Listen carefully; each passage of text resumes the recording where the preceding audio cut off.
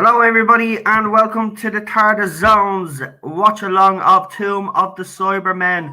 I hope you are all feeling great. I am. There's been a lot of positive reaction on Twitter and on Facebook over this. Actually, my sub count has actually jumped up as well. So it looks like there is a lot of interest for these classic watch alongs. So I'm glad we're doing this now. Just a few instructions for people just before we get started. Obviously, you all need a copy of Tomb of the Cybermen. If you don't have the copy of the Tomb of the Cybermen, you can always just stay here with us guys as we chat and discuss with Paul Streck and our Rabbi and our other guest, Retro Doc. Also, do us a favor. If you're not on Twitter, as I said last night, could you set up a Twitter account just for the day and just keep using the hashtag you will be like us while discussing certain points of the episode as we're watching along.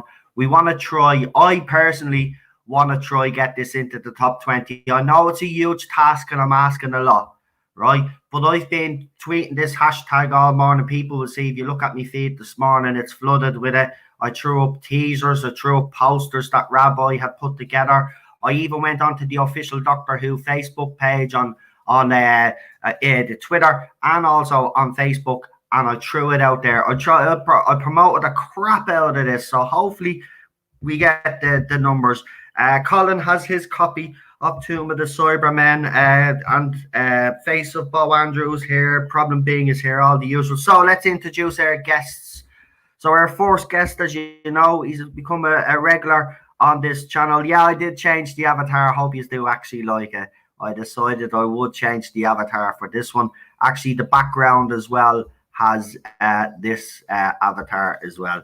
But here's our first guest, the man who has actually got together all the posters and actually got an old trailer together. I put up a second trailer of me own yesterday. I'm actually impressed, I have to be honest. It actually worked out better than I thought, to be quite honest with you. So I didn't mess up this time. I didn't get the day wrong.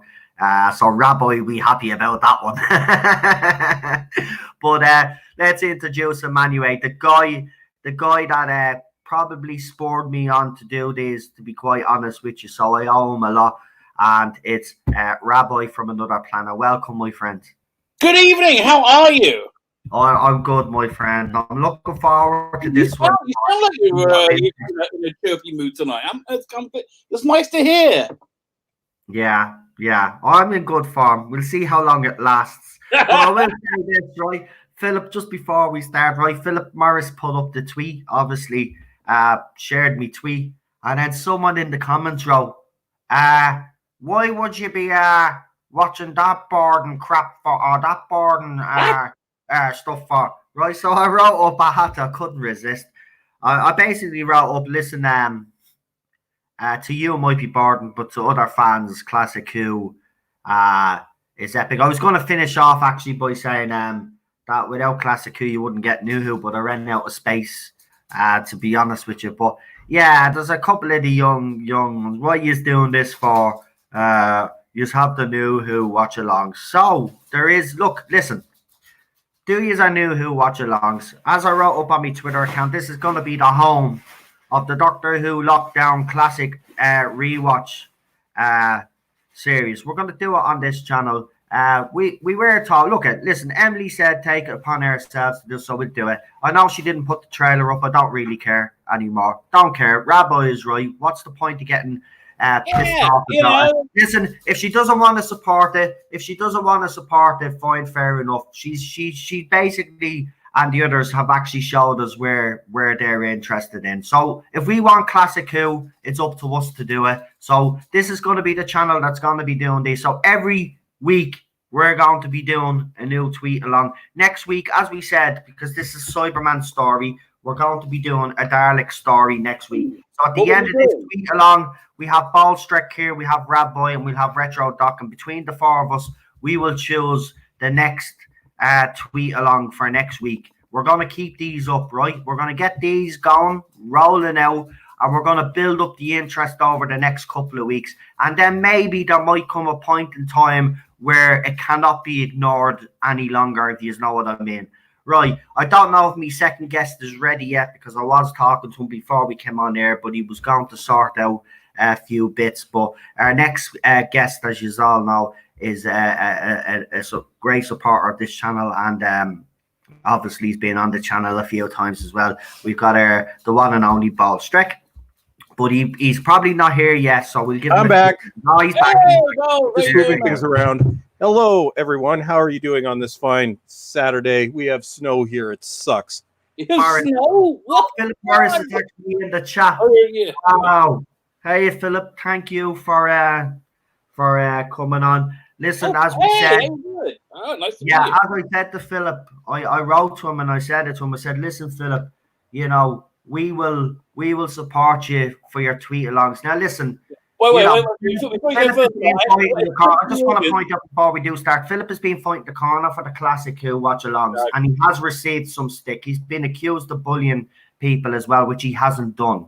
All he has asked is a simple question why there wasn't a Classic, like what I've done, but he received the backlash on it. So I've told him that this channel and others that are here now will support these Classic watch alongs. So, you know, we're going to get this tweeting as well. So if you are on Twitter, don't forget to use the hashtag You Will Be Like Us during the episode. We start at 7:30. We will take a break because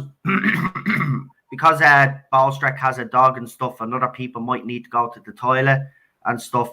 We will take a 5-minute break during each part, okay? Just to give everybody a chance, and just in case anybody joins the stream late, they can hop in for the next episode.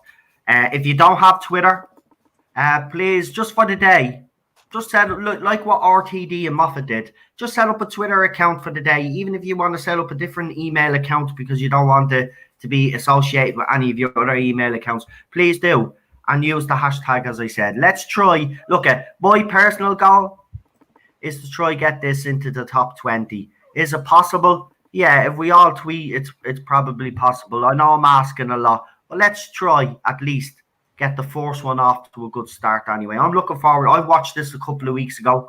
Ballstreck was just telling me just before he came on, he was actually watching some of the extras. Rabbi, I know you do normally watch the story before we actually do the live. I did. Yeah. Actually, before I tell you that thing, I just want to say, if Philip Morris is in the audience, thank you so much. I really appreciate your support. I genuinely appreciate it. If you want any help doing anything like trailers, graphic design, posters in the future, please get in contact. I love what you're doing. I love my copies of Anywhere in the World, and I'll be forever grateful for you for that. So, you know, anything you want, please get in contact. I'm really happy to do anything. Yeah, second, and go ahead, Rabbi. Also, I'm just uploading for you, Noel, and Bowles, if you want it as well. I'm making a little folder on my drive, on my Google Drive, with about 50 screenshots I took on Friday of Tomb. So when you're tweeting, you can put like the which is just uploading right now. I'm going to send you the link any second. And Philip, yeah, I must say, my friend, you are a hero to Doctor Who fans. Well, classic series fans, at least. You gave us back almost two complete stories, and I was one of those following your adventures back in 2013. And props, man, you have my respect, and I want to thank you very much for the support that you've given to this rewatch as well. So you are awesome. Yeah, here. I have to say, absolutely amazing. I mean, look, I've been following the whole thing. I've seen both sides of the arguments. There's no justification see, this is what happens, right? And we've seen it. And last night, someone said something, and it's true. We've given these people enough oxygen on the other side, right? So there's no point of having arguments with them anymore. Have you noticed since we stopped having arguments with them, they've kind of quietened down? Listen, let's do our thing. Let's get movement going. Look, there's 28 people watching right now. We never have 28 people watching a watch along, and we've been doing them a while. I I will always support you guys and Classic Who, says Philip Morris. Listen, we will always support Classic Who. Without Classic Who, we wouldn't have New Who. You know, I mean, my favorite doctors are classic doctors. Oh, okay, Peter Capaldi is one of my favorites, but I mean, yeah, you look at every actor that plays I think we've been spoiled. I think we've been really spoiled. I think even Colin Baker might have me personal issues with his doctor, but as an actor, absolutely fantastic. We've been very, very lucky, and it deserves to be celebrated. It deserves to be recognised, and that's why I feel these are important. So, again, Philip, thank you for all the support. We really do appreciate it, and maybe for another one, or if you'd like to come on tonight, you're more than welcome to come on to this stream with us and join us. Actually, that's no problem. I could put the link into the live chat there, and you could join us if you want to, of course. Actually, was Philip responsible for finding Tomb? I remember when it came out when they found it in the 90s, and it was so exciting. It was just so exciting when it came out. Yeah, they found it in 92. Right, it was in Singapore. A church basement or something. Right. Hey, Rebecca Gold's here. Rebecca Gold is here as well. Well, listen, before we start, because we've got 15 minutes, I'll give a shout out to everybody in the chat as we usually do, because a lot of you have come in to support us, so you deserve to be recognised as well. We've got 32 of you, so it's going up slowly but surely. So we've got probably... Give it 15 minutes to when it starts, and then when it gets rolling, we'll keep tweeting. Yeah, hopefully we'll build it up. We've got Problem Being Charlotte is here as well. Always heard these guys. Michael, Daniel is here as well. Daniel, nice to see you, pal. I hope you're doing okay. He says he'll keep an eye on the chat like a hawk tonight. I don't think you'll need to, me friend. I think you'll be able to sit down, relax. I'll be very surprised if we get any troll activity. Noel, just for clarification, and I should have remembered this. I think it's the Alzheimer's clicking in. Right. These were the ones that were actually discovered in Hong Kong in late 91. The first time that I saw Tomb of the Cybermen was on PBS. At the time, we were getting PBS out of Detroit in Canada, and that was July 92. The prints were in awful condition, but I don't care. Everybody was transfixed. Because it's one of the few lost stories that really lived up to the hype. I mean, like, especially that first episode. It's so, what's the word? It is actually. It really is. I mean, listen, I haven't seen Tomb in a good few years. And obviously, the times that you were talking about, I was still kind of a kid. But watching Tomb of the Cybermen a couple of weeks back, now, as I said, I did watch it when I was a kid, but a couple of weeks ago, I remember being mesmerized, especially that scene. And I know it's probably a famous scene that everybody talks about, but it is absolutely terrifying. Them breaking out of their It's so good. Yes. That is absolutely fantastic. Oh my God. I seriously, I got shivers. And you know what? This is what annoys me. When, as I said earlier, when I put it up that we were doing the Summit, says, well, why are you doing this Borden episode? I was like, Borden, there's nothing Borden about Tomb of the Cybermen. It's probably one of the best. It actually is rated up there as one of the best stories ever written. It's up there with Genesis, Inferno. Absolutely. Yeah. It's I don't know. Some people, but they begrudge, and that's what I hate. But listen, forget about it. We got Technology Geek here as well. #1 Technology Geek. What's going on? We're doing Tomb of the Cybermen. Watch along and discussion. So if you have a copy of Tomb of the Cybermen, get it ready and you can join us. If not, you can stay here with us, guys, and we will be discussing the episode. Suddenly Joy is here as well. The wife is here. Bobby D. French, face of Bo Andrew, Rebecca Gold. As we said, Philip is here as well. We've got Christine here. Who else have we got? We mentioned Charlotte there already, Gary. I think I've mentioned most of you now, have I? Oh no, hold on. There's a name. I always forget a name. Metal Muggen is here as well, if I'm saying your name right. Sorry if I'm not. Some of you do have great names, but some of them I do be very hard. I remember when I first started this YouTube channel, and some people have weird, the weird names, and I just can't. My pronunciations are just all over the place. I just can't do it.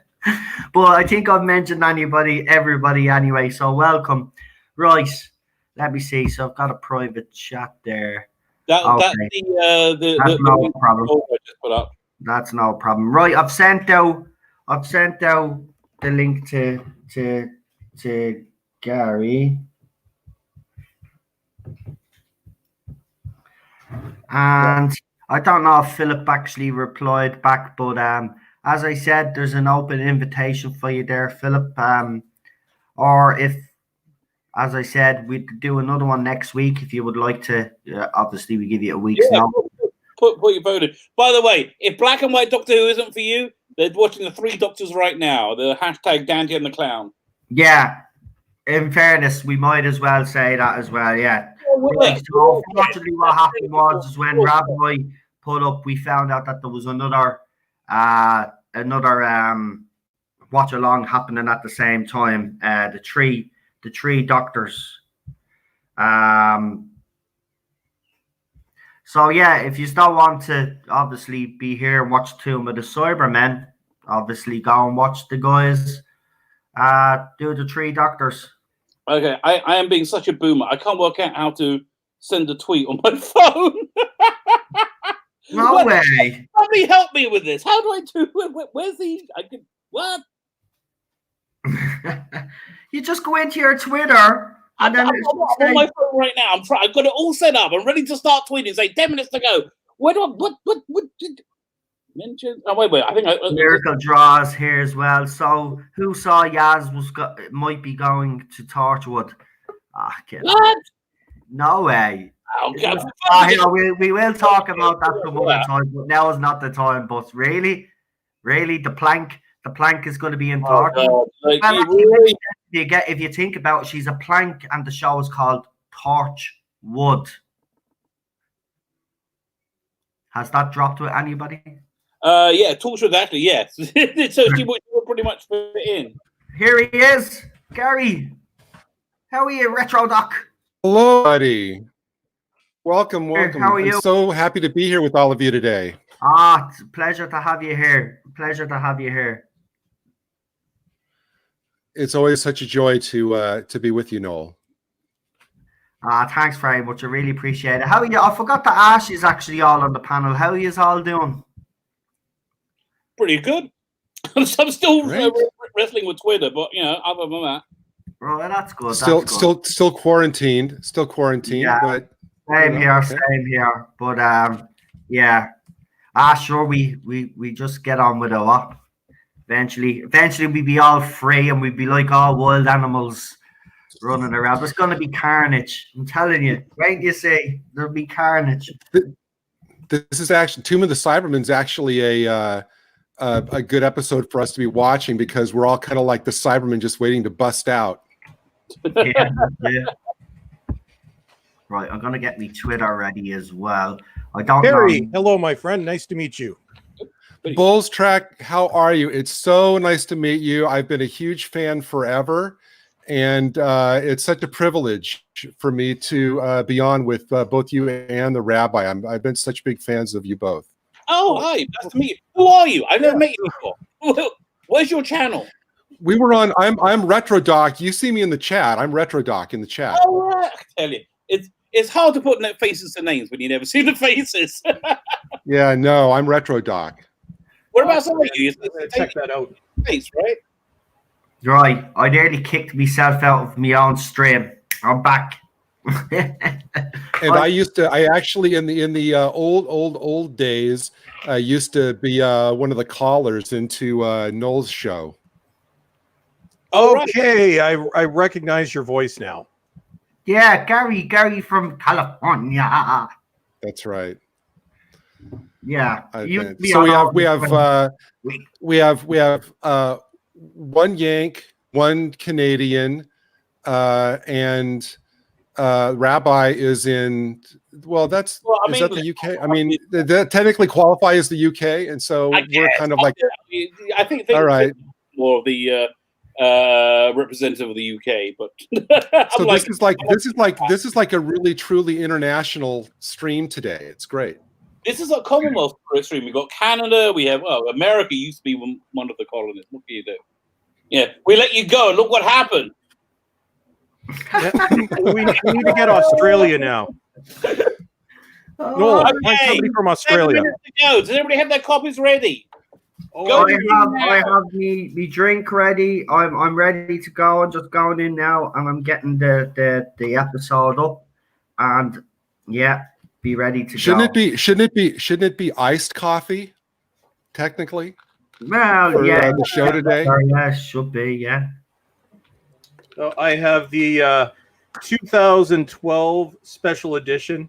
If you want to get any, there's two DVDs floating around, A Tomb of the Cybermen. There's the original 2002. I think it was released in Region 2 and maybe late 2001, which is just a transfer of the original elements, which it's okay. Right. But this special edition, I think this might be some of the best work the Doctor Who restoration team ever did. Yeah. This is also the best example I've ever seen of the vidfire technique. So they vidfired it into the only trouble is though when the Cybermen do lift up Soap Toberman, spoiler for 50-year-old story. Oh, you see the rig. Oh, you see the wires. Tell you, there are things here that you got to be a Doctor Who fan so you can get past. Right. But other than that, it's got a really tense story. I really like. Sorry, Karen. And I should say, like all the streams I'm on, I always bring friends. So today I have the Second Doctor and a Cyberman, so they'll be with us. Yeah, they'll be with us today. Brilliant, Gary. Well done.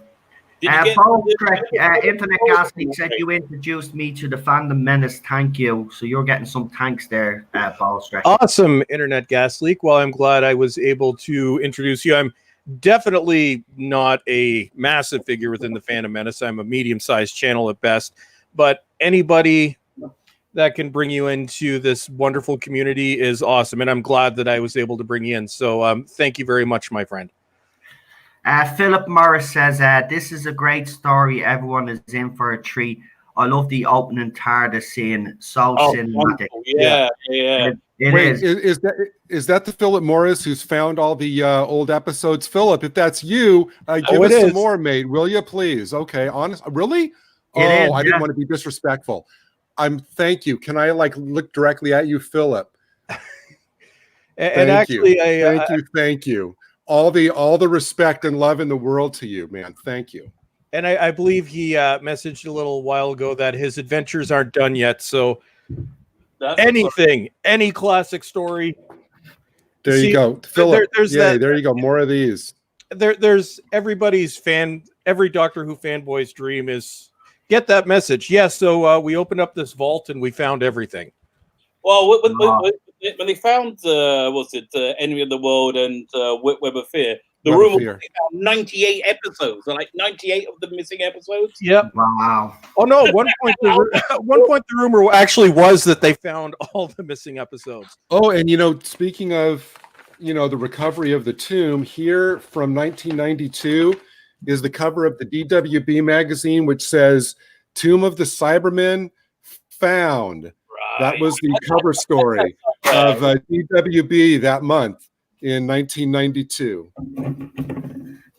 Oh my God, that is absolutely fantastic. What if I'm sure somewhere I got the VHS. That first VHS they put out knocking around.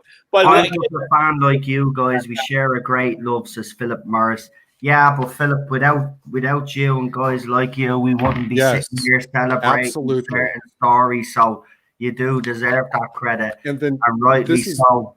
People like you should be actually, instead of the stick that you've been getting in the fandom the last couple of days and weeks, they should be having a bit more respect for guys like you. I mean, look, for me personally, without Classic Who, there wouldn't be New Who. So these people are disrespectful, in my opinion. Well, but more specifically, it was this story. It was this story that generated Matt Smith's performance. and you can sew. Oh yeah. It's a reinvention of this Doctor, and it really works. And it's a great juxtaposition. It's different from Tennant, but it's contemporary. Yeah. So, but if you love that performance, this is the episode. You've really got to watch. Yeah. Right, 2 And minutes.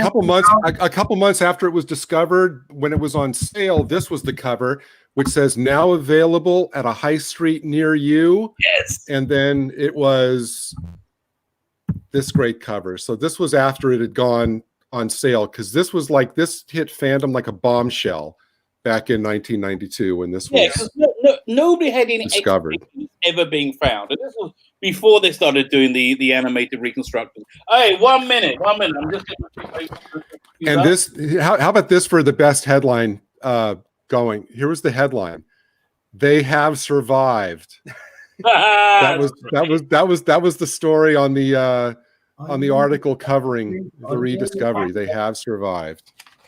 Do you know what? I was delighted when you said you were coming on. I even said to Cheryl, I says Gary is gonna have something. He's gonna have little either trivia, or he's gonna have some merch or something. And spot on. Well, I don't know where you got half of this stuff, mate, but no, I have all those. I have all the old 10 seconds. DWBs and stuff. Yeah. So okay, here we go.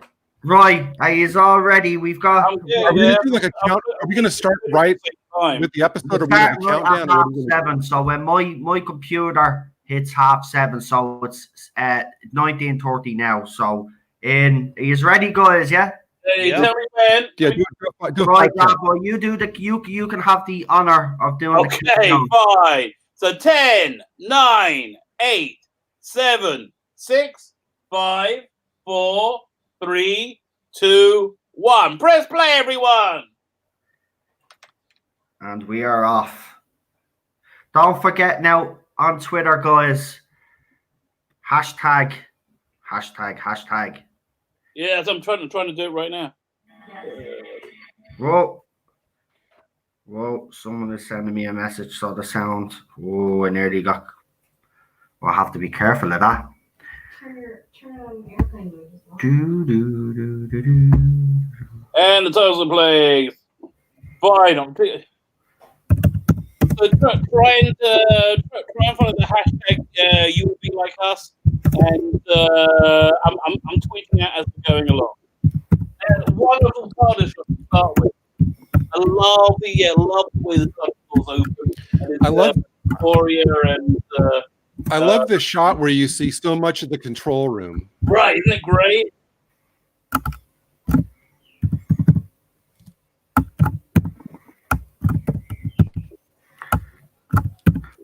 No, are you using Teddy to hit your keyboard there? Yeah, sorry guys. I'm just Turn your sound muted if you're gonna do that. So I'm looking at the console room right now. Are the roundels just like a bit of plywood with holes cut in them and a blank background there, or do they have a backing to them? All right, I am. Apparently, I'm clicking the mic too hard. Sorry, guys. And what's really interesting here, where Troughton says that he's perfected it. This was at a point in time where the makers were still actually operating under the idea that the Doctor is the one who invented the TARDIS. So that's why he says, "Oh yeah, I've perfected it." Right. The War Games was in the far future. Oh right, this is the beginning of season 5, I believe. Yeah, this was the first episode of season 5, although it was filmed at the end of the 4th season, with right after Evil of the Daleks. I love this look. Isn't it great? Yeah. And again, this opening with the station work. I love that rocket. That rocket is fantastic. Is this the quintessential Doctor Who quarry? Yeah. The very good, isn't it? Another quarry. Don't forget, guys, now to be using the hashtag.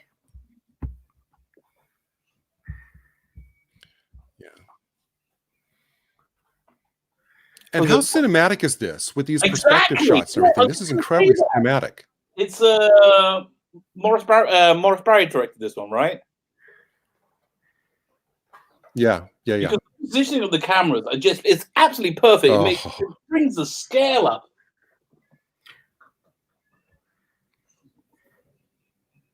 What's the name? The woman, I can't remember her name. Was that Barry Letz's wife? I can't remember. She was in something or other. Oh, who plays Kaftan? Yeah, that's the one.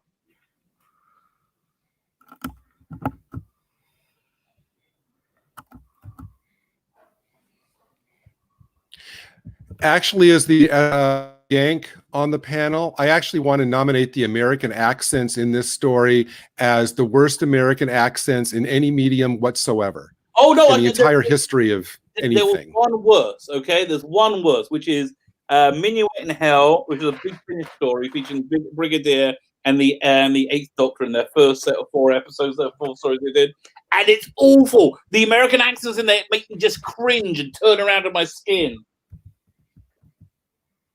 Look at this shot where they're all scrambling over. That's fantastic. Yeah, exactly. I mean, it doesn't look like a quarry, does it?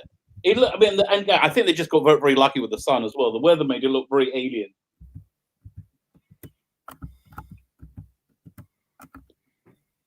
But I just want to tell the chat, I'm not looking away from you. I'm just watching the TV.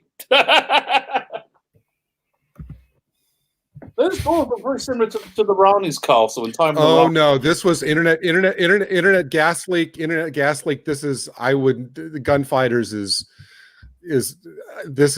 I would put this over Gunfighters for bad American accents. Oh yeah, no, I agree with you. I think this is worse. Yeah. Although this is a bit. But we still love it. We still love it. We still love it. No, there are a lot of parts in this where, again, you have to be a Doctor Who fan to really love it. Yeah.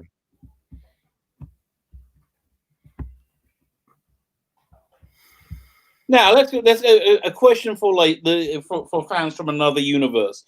The was it Captain's big manservant? Is that inclusive or is that racist? I can't tell, or is it both? I don't understand the rules of social justice. £50 for the first man. Well, Bullstrek, I know in a past stream somewhere, Bullstrek in the past stream has had a lot of really great kind of thoughts and analysis on that subject, Rabbi. So I think he's the one to kind of expound on it because, he has before. So Bullstrek, what do you think about that? Sorry, I had my Yeti mic muted. I'm back. Yeah, I think you have to look at the. Rabbi mentioned about Toberman, and I said, yeah. We're looking at the late 1960s, so this is what modern social justice completely ignores. They don't look at historical context at all. No. But it's not like they weren't really denigrating him, but he's not portrayed as the right, I guess, most admirable character. Well, he saves the day. He does. The only thing he's really used for the only thing he's really used for in the story is his strength. I mean, that's pretty much his function in the story. Strength character. Well, they had something similar in the previous story, Evil of the Daleks. And Philip, come on. Can you find that for us? I really want to see Evil of the Daleks. Yes. No, I want Power of the Daleks. You see, I'm not so mad about that publishing for that so much because I have the animation. The Evil I've never seen a version of. I mean, I've seen episode 2. But yeah, no, in Evil of the Daleks they had a virtually identical character. I think he was except he was Egyptian or something. I can't remember what he was. But it was another like muscle-bound giant that Jamie had to wrestle against and compete against. How much would £50 in 1967 dollars be in 2020? So let me think. It's 2. So like a monthly salary was about £30. So what's an average monthly salary now? So Nothing right now. Okay. If you're in lockdown. No, but I get you. Like an average monthly salary, it's like, I don't know. So it's probably, I would say, in the realm of about $7,000 would be my guess. Still not very much, is it? Internet Gas Leak says 1,000. Internet Gas Leak says 1,000 rolls of toilet paper to whoever opens the door. There you go. That I understand. I'm actually I'm on Twitter, having a look at Twitter, and I'm actually going through, and there seems to be a lot of people retweeting the hashtag "You will be like us." Even people that with the hashtag. So thank you all. Keep it up. Yeah. This is absolutely fantastic. Hey, Rabbi Christine in the chat says that 50 pounds back then would be the equivalent of 1,200 to 1,500 pounds now. Wow. Yeah. Which about was it about about $2,500 Canadian? You got to work at yourself. I don't know. Yeah. Less. We'll just say it's less. So what do you think is going through the Doctor's mind at this point now? Like, obviously, he knows it's the Cybermen. He knows they're in there. It seems to me that his plan is to use this group to get in there and make sure they stay stilled up forever. But the entire group here is completely expendable to the Second Doctor. What does the panel think? I think he kind of realized that he has no choice, because once he's there, he's not going to be able to just walk off. So I think with the Doctor, he's probably like, well, if they're not going to let me go, so I might as well just go with the flow and see what happens. You know, the Doctor never really has a plan as such. He kind of wings it for a while, then formulates a plan when he sees what's happening. But yeah, I don't know. It's an interesting one, though. It is the same. I think. Go ahead, Gary. Yeah, I think if I was just going to say, sorry, Noel, that if you watch Patrick Troughton closely in this, even especially the first episode, in his body language and his sidelong looks, it's clear he's manipulating the situation to actually get the archaeologist to do. We don't know why he's doing yet what it is, but it's clear that he's manipulating in things. I don't think right at this point he knows that the tombs are in there and that they're frozen, but I think as he goes along, he's constantly reassessing and manipulating things. Yeah, it's kind of like the Columbo thing. Patrick Troughton was the first actor who created what I'll call the Doctor facade, where it's this kind of, he almost plays the fool, but underneath everything, he knows exactly what's going on, which has been carried through to various extents from Doctor to Doctor. Well, until the current one, who is an idiot, but we won't go there. There is no facade. Yeah.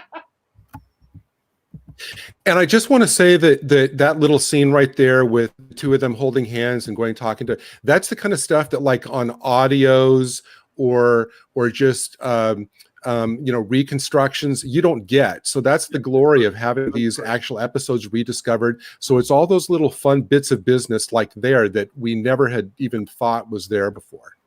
Like it always broke my heart in the reconstruction of Macroterra, which I thought was pretty good. They cut out the rough and tumble machine sequence, which is the one bit I really wanted to see. Realize I was like, wow. Well, I did like that. This is a fantastic set they got there. It's absolutely fantastic set.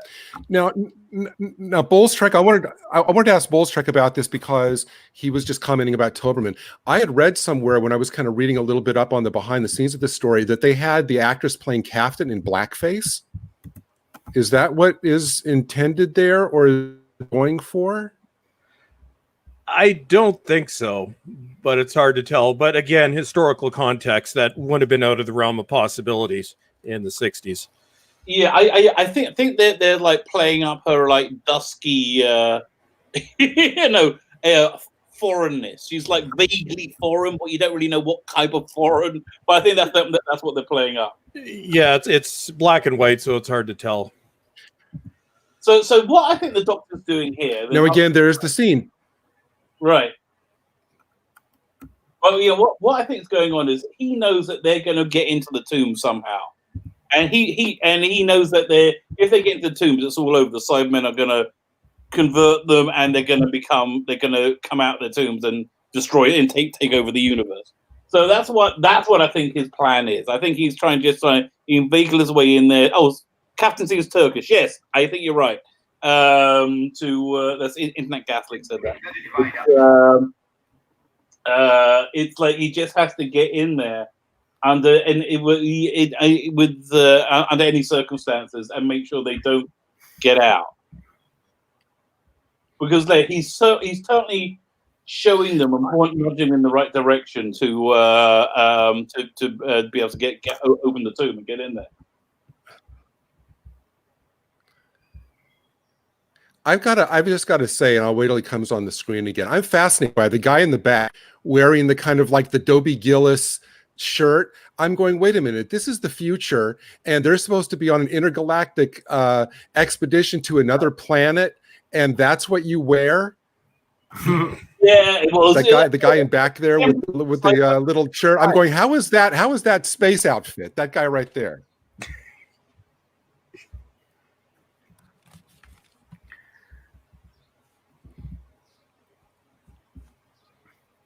I wonder who had the idea for all this Cybermen branding. Yeah, because it gives the whole race of this wonderful vanity, which I think is something they just like carried through so nicely. Right. Philip Morris is right. Troughton is immediately center stage. He does. He's like he dominates the screen whenever he's on it. I got to say, I'm just blown away at this restoration job. Who's been in so many other. Yeah. Yeah, this restoration job is breathtakingly good. I've got it on my 28-inch 4K monitor, so it's upconverted. But yeah, I think outside of there's some waviness, which couldn't be helped because of the terrible condition of the source material. But I think this is the restoration team's crowning achievement, and this is, I believe, one of the last black and white stories they did. There's a great extra on the DVD about Vidfire, about them using Vidfire. Well, there's a test sequence in the 2002 DVD where they were testing Vidfire, but hadn't made it economical to the point that they could do an entire episode. So they gave you scenes. Just to let you know, Emily Cook apparently has retweeted our watch along. Oh, so nice. Awesome. So I might as well be fair and just throw that in. See, that's the one I love. Now we're in the scene with Jamie and this character's name. I'm actually going to try to see that I can cosplay. I'm not a really good cosplayer, but that's something I can really cosplay.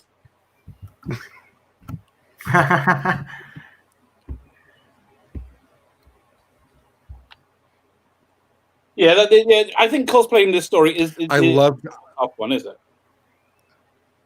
You Will Be Like Us has 110 tweets so far. 110 tweets. I'm bagging him out as fast as I can. Again, remember, I'm a same as myself, but I'm retweeting other people's tweets with the hashtag as well, though. It's easier that way. This is one of the scenes where it shows you that the Doctor is clearly manipulating things, because if he really wants to stay sealed and none of them to get in there, he basically hands Klieg every connective idea he needs to figure out how to open them. He wouldn't have done it without the Doctor. So, exactly. Yeah.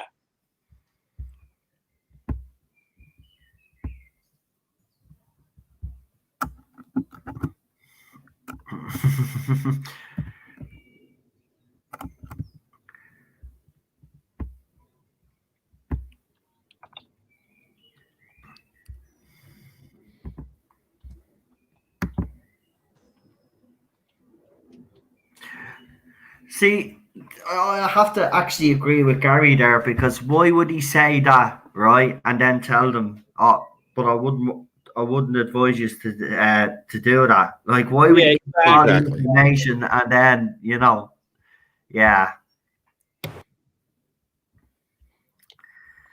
And look at that marvelous, the circular Isn't panel in the great? center of Yeah. that. That's nothing they really need. That's nothing they really needed. Didn't need to go to that detail, to show what, to make their point. The fact that they did that is just props to, the BBC designers. I love these classic sets. And what's even more impressive is they had a budget of nothing back in the 60s. Like pennies. And just what they managed to pull off week after week. I know. It is amazing. And you look at the budget the show has now. And it was week to week, and then at the end of a story, you have to totally reset with an entirely new set of sets and props and all of that when there was a new story. So yeah, you're right. And especially during the early Troughton and Hartnell era, these were done pretty much in real time, like the week before they went out. And early Troughton, at least I think it goes into his first series, is these had to be shot in about 12 hours. The whole week would be rehearsal, and then they'd have the studio for 2 or 3 hours, and they'd shoot everything. I think you could tell by the editing they'd changed it a little bit by, I think it's the second season where they were allowed to do more editing. But when you're watching William Hartnell, it is basically real time, which is why you see so many line flubs left in, because they just couldn't recut them. And they could only do 4 cuts per episode. Really? Only 4, blimey. Oh, yeah, I remember them saying that. Yeah. So what they pulled off back in the 60s is just mind-blowing.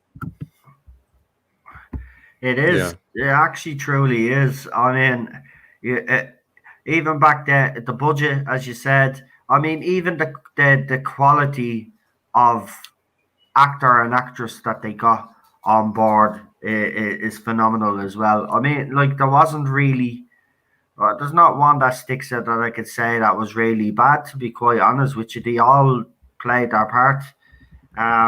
Supporting cast as well, even in this one. I mean, the supporting casts never let you down either, along with the main cast, which is great. Right. And again, the storytelling is just so superior, far superior than what we're getting right now. It's actually mind-boggling. And internet gas leak, just reminders. Yeah, so at this point, they were still editing by taking a razor blade to the videotape. And videotape was so expensive. Well, no, videotape was so insanely expensive at the time. That's why you could only have 4 cuts. And that's also why a lot of episodes were lost, of not Doctor Who, but other shows as well, because they would reuse the videotapes. Because the idea back then is it was made like a play, so it was made to be watched once. When they made Tomb of the Cybermen, for example, it was meant to be watched just once a week during the 4 parts and then never to be seen again. So they viewed it differently to the way we viewed it now. It wasn't viewed as something that was going to be watched over and over again. Right. Yeah, I mean, honestly, I felt bad for the woman who junked them all. That documentary, like, she was just doing a job. Like, she had no idea. Nobody had any idea that these shows would ever have any commercial value ever again. And Paul just reminded us. Well, also, during the. Oh, go ahead, Gary. Oh, no, I'm sorry, Bolster. I just want to say, and reminder, back in the 60s, it was on 40 to 42 weeks a year. So there wasn't a lot of, nobody really missed it. There wasn't really a lot of need for repeats because, 40 continuous weeks, and you wait a couple months, it'll be back on again. Blimey. And Paul Venisa just reminded us that this was filmed in Lime Grove Studios, which is where I think roughly 2/3 of the Hartnell era took place, because the BBC didn't actually, even though Television Center was a brand new studio, the BBC did not want to allow Doctor Who to film at Television Center. So they stuck them in Lime Grove Studios, which was the worst studio in all of BBC. Yeah. There's stories that you can even see it in the An Adventure in Space and Time. The sprinklers were going off. It was hot. people would be getting changed in the fire escape. So here they're functioning in a very confined studio as well.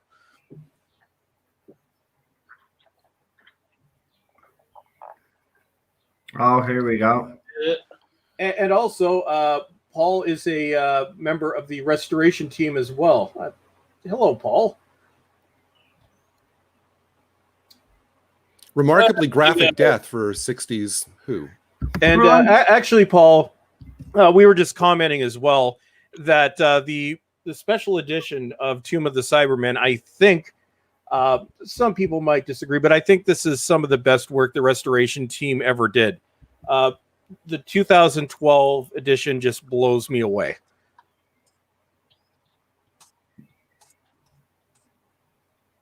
Okay, so take a 5-minute break now. Anybody wants to go and get coffee, go to the bathroom. We'll be starting again in 5 minutes. I will be back. Let's all go to the lobby. Let's all go to the lobby. Let's all go to the lobby. I'm now envisioning the soda, the candy things doing their little strutty dance on the Yeah, the dancing hot dogs. Yeah. The dancing hot dogs. the best. Did you guys have We had this thing called Pearl and Dean, and it was like the worst ads ever.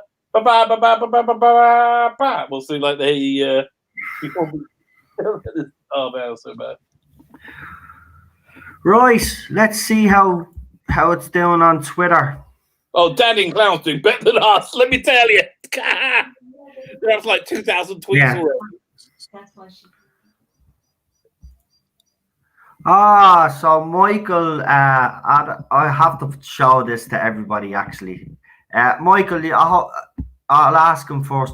Michael, you don't mind if I share that photograph with everybody that you just put up on Twitter?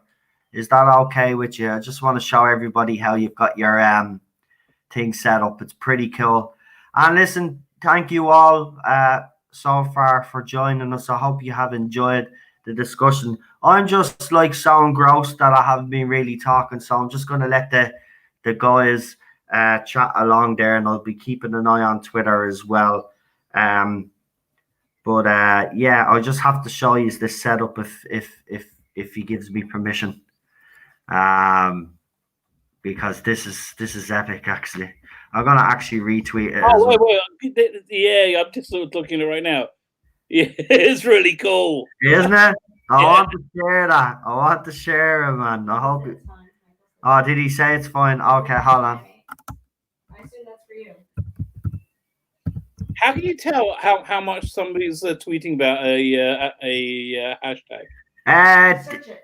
I think you could search the You trends. Search the hashtag, Rabbi. Yeah. Off to the side, it'll show you like trending stuff. I think. Yeah, I think well, not 100. At least that's I what think did Derek for that I think Derek McManus is in the chat. He normally knows how to do it. Actually, Derek, if you're here, actually, could you see where if it's gotten anywhere on the trends? Actually, I'm pretty sure it's made some sort of impact. Right, how can I full screen this photo? And you know what? While he's checking that, I just want to say, we were talking about, in that final scene about, Noel was talking about, the great supporting actors and anything. And I think that's one of the reasons why I adore classic Who so much. That's where I started, and that's where my real love will always be. It's because the main actors and all the supporting characters took it completely seriously. They were selling the premise, they were selling the dialogue, which helped us take it seriously. There, I can't show you a full picture because it cuts it off, but he has it on 3 screens. I think it's 3 screens, or he's taken 3 different photographs. But he's just showing us there. But he's he's watching on his laptop there, so that's how he's watching. So as I said, we've already finished the first episode, but if you've only joined and you'd like to join in, we're going to be starting the second part in about 2 minutes, guys, or something. 2 minutes to go.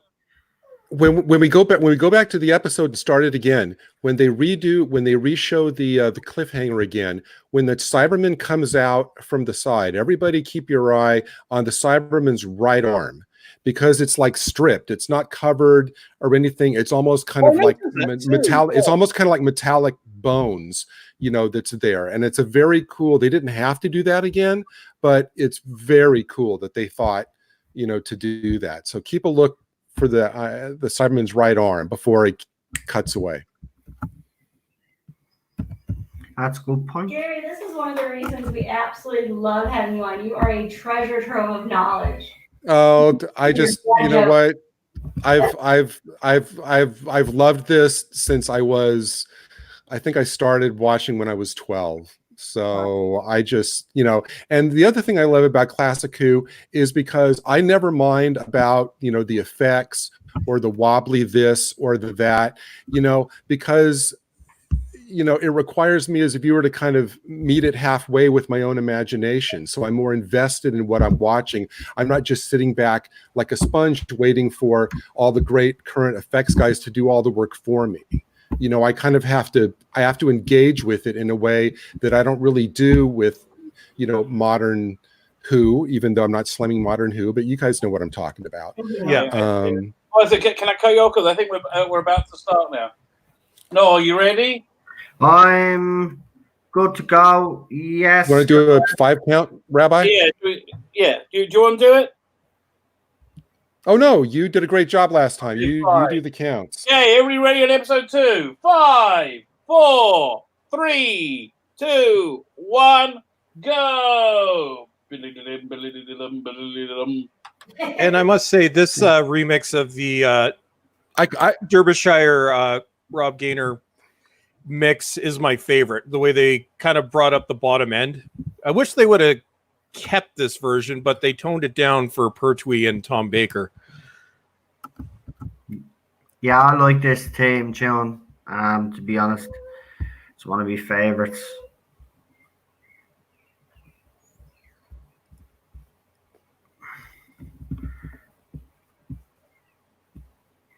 Yeah, I saw. Yeah, I love that. See, look at that. Did you see that arm? That's so cool. Great. That is fantastic. The stripped off. Yeah. Is the Cybermats like having like the foam inside them? Yeah, giving that organic feeling. It's kind of similar to I liked it in the 5 Doctors when the Raston robot like threw a thing into the Cyberman's chest and he threw up as he died. That was just great.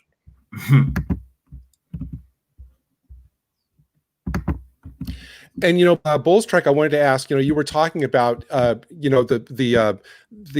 fact that they were the filming schedule, about how it was so tight. I'm wondering, do you think that might have been one of the reasons why they had like the really super mini Cybermats in the first episode, because the larger Cybermats that we see later weren't built yet? They were still working on them.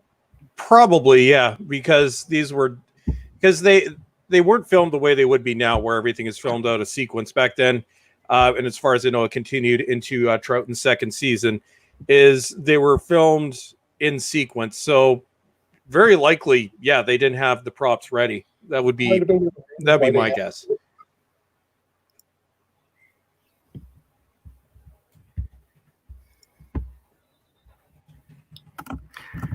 Yeah, he's a bit. And there's the great Cyril Shaps, who showed up in a number of other Doctor Who's in the 70s. Actually, BBC official 2 minutes ago put up a Patrick Troughton post. Nothing to do with what we're doing, but it's actually they've put a Patrick Troughton post up on their official Twitter account. Wow, because it is a bit unusual to see classic stuff unless they're flogging something. They're probably flogging something. Yeah. Don't get excited. Well, I know they are releasing this. They are releasing the special edition of the animated Power of the Daleks, I think, next month. So is that not just another money grab, though? I mean, yeah, it is. But for me, it works out pretty well because I never got that on Blu-ray. So like now I get to get the good version. Although I'm going to be so miffed when they release the box sets of the they've got new stuff in there that I'm going to want to watch. Paul just shared an interesting picture on Twitter. Lime Grove Studio D, Doctor Who. I'll put it up because hold on. Oh, is he part of the restoration team for Paul Van Size? Yes. Yeah, we were just talking about that. And cool. yeah, you just said the film, it's more stable in episode 2, which you can tell because episode 1 still has some waviness to the picture, which I don't think anything could be done. But yeah, this is, like I said, I'm watching this on a my 28-inch 4K computer monitor, and it's just absolutely blowing me away. We need to get these on Blu-ray so we can max out the bit rate. And as you can see on the screen there, guys, for anybody, because my chat has kind of gone dead anytime I share that and it goes a bit, but I don't know if you can see that on the screen. So Lime Grove Studio D, production Doctor Who, episode 3, production number 2120. That's I like this. I like looking at stuff like this. I'm very fascinated by stuff like this. Because I wasn't around at the time. I wasn't even born. So this always stuff like this always puts a smile on my face. I just thought I'd share that, which is I think that's good. Poor Teddy. On the DVD extras, I even watch like the little countdown clocks that they throw in. So yeah, I done it as well. Oh, Paul Size is in the chat. Yeah. Look, we're all looking forward to that box set. But assuming that they got to finish they're not going to release the black and white box sets until they finish like a restoration of each episode. Each story. I think they're getting close to it now. Like Troughton's only got a few more to go. This is another really key scene, which shows that the Doctor's just kind of sitting back and waiting for the chance to kind of maneuver events the way that he wants to.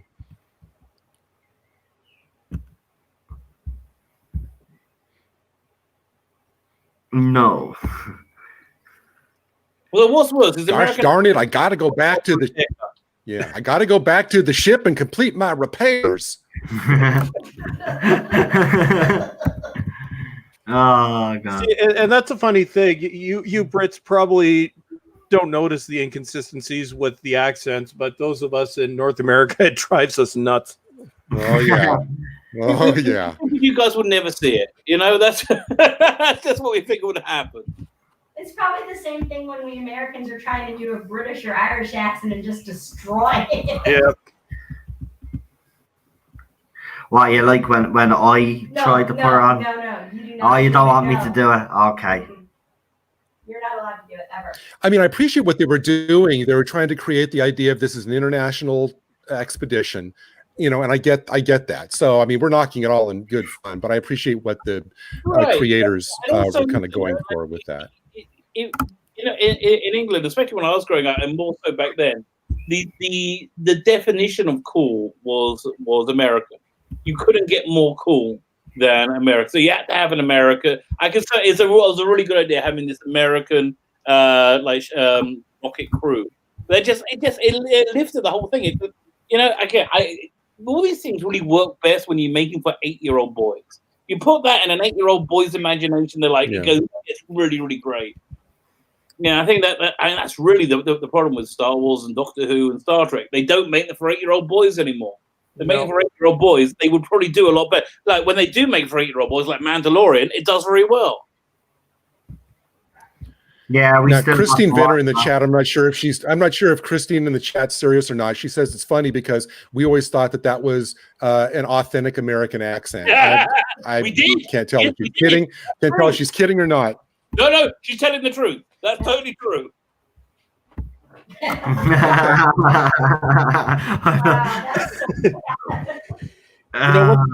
thing I've got to say about the Troughton era, it wouldn't be the same if it was in color.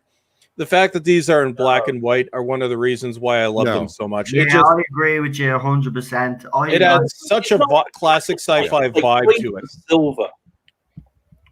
And you know, I also love as well when I watch the classic animations. I watch them in black and white as well. I prefer them in black and white. There's just something about being in black and white. Actually, I love the Macra Terror. Actually, I have to say, when the Force originally came out, I wasn't a huge fan, but for some weird reason, that story has grown on me. And it's actually, I have to say though, would anybody agree? And I'd actually be interested to ask Philip and the other guys this question as well. I was saying that I think, you know, if the Macra Terror was still around and we still had all the original footage, I don't think it would translate well on screen the way it did translate on with the animation. I thought it would. For me personally, I think that story worked better as an animation. Now, obviously, I haven't seen all the original footage, but looking at the way the acting was, I don't think it would have worked watching it live, if you get me. So look, the macro creatures would certainly be weaker. That's 100% sure, right? I think, Paul. See, look at the doctor. Look at the doctor. Look at the doctor. Look at the doctor. See, there you go. Yeah, he's very we're putting in the right direction. Is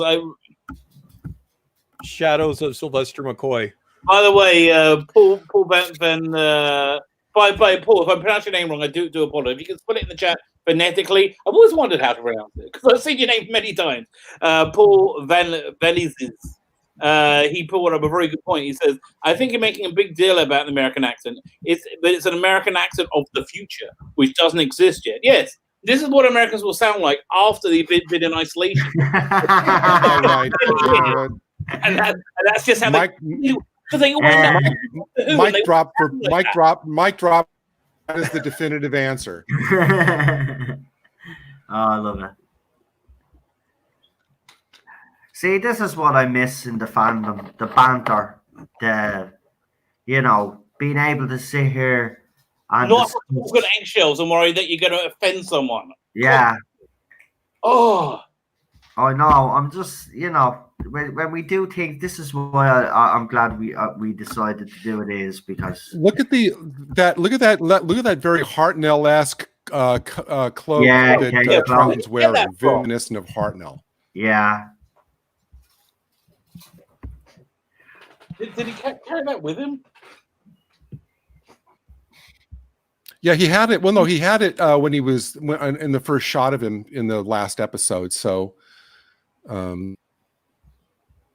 mean, as they're coming down, not in the TARDIS, but as they're coming down the hill.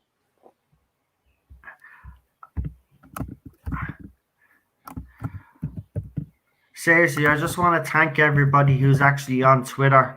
I mean, I'm seeing people that I've never actually even met before retweet the hashtag and put up their little post. So if you are actually watching as well, I just want to thank you all for the support. It really does mean a lot. I have to be. It really does. It's actually had to taking me back a bit because I didn't. To be honest with you, I knew we'd have these guys on. It'd still be good, but to actually see people on Twitter actively tweet the hashtag is thank you. I really mean it. Thanks. And this was your idea, man. And this, was awesome. It's things like this remind me of why I've been a Doctor Who fan for almost 40 years. Yeah, again, these episodes, we all fell in love with it for a reason, and that's really what I keep doing. Every time we get upset, we get decided, we're just going to go back to what we love, and we love this. We love it unreservedly. I love this scene. Oh my God, we're looking at the tombs. And it really sells it. Look at it. I know this is the scene. This scene to me. When I watched this a couple of weeks ago, I was just, as I said, mesmerized, just like they are now. What those actors in this scene watching, mesmerized. I was mesmerized watching this.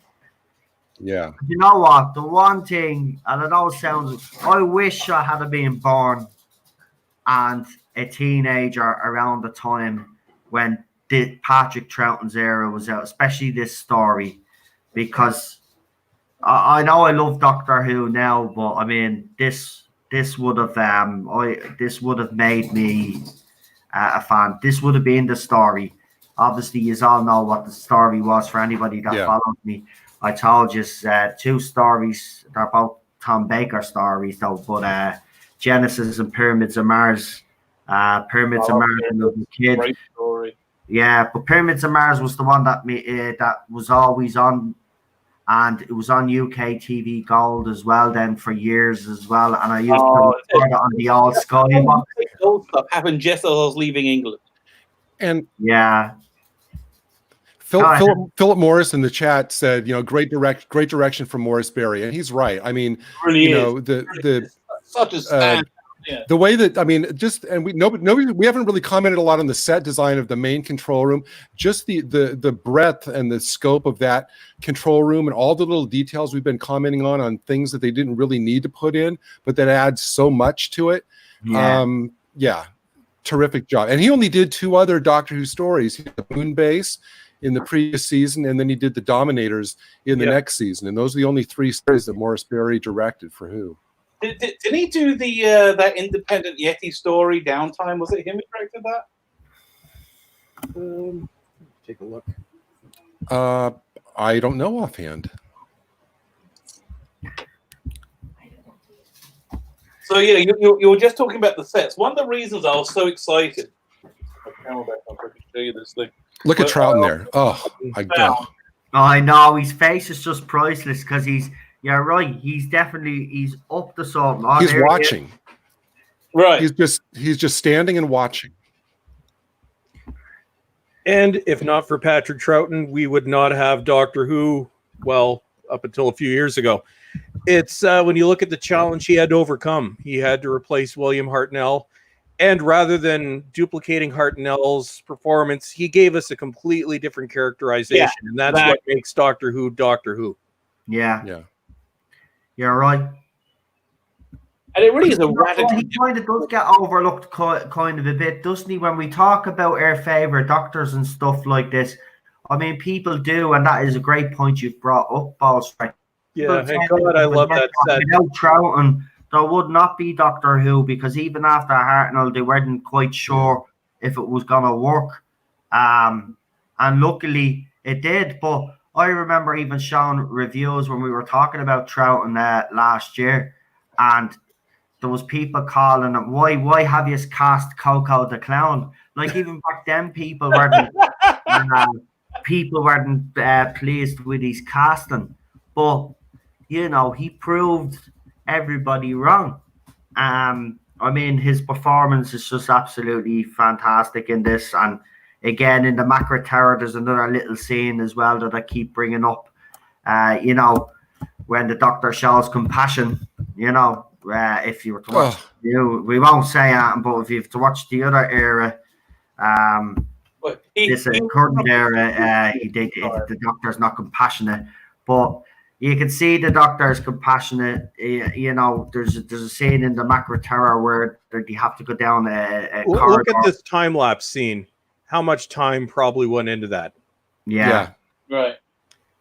I should say, I really love the way they tease this by defrosting it and freezing it and defrost. Know something come out of it. Even if we didn't know, they're going to come out of it. And that set must have gone right to the ceiling at Lime Grove. Yeah. Yes, definitely. Look at his face, though. Yeah. The acting is just absolutely superb here. This is my favorite. See, and the music. Let's give credit to the composer. This is one of the true classic scenes of all time. This is one of the true immortal iconic sequences in Doctor Who. Yep. It is.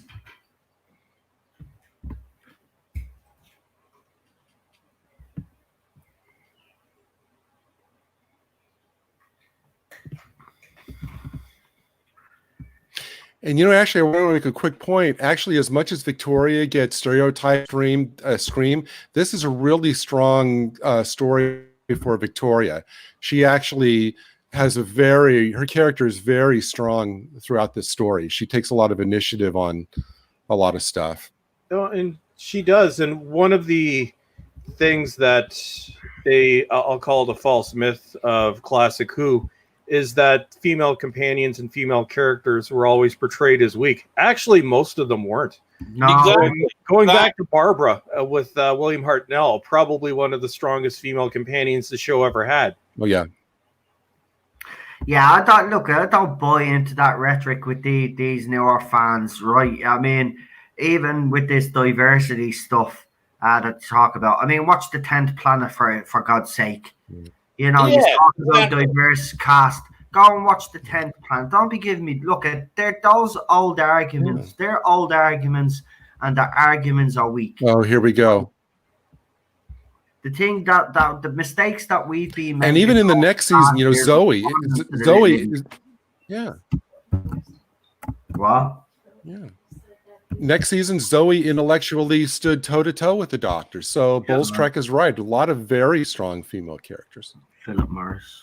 Yeah, and Phil said, yeah, the music is stock music, which is what I've always figured it was for this episode, because not all Doctor Who episodes back then actually had their own music. They would use stock elements from the BBC audio library.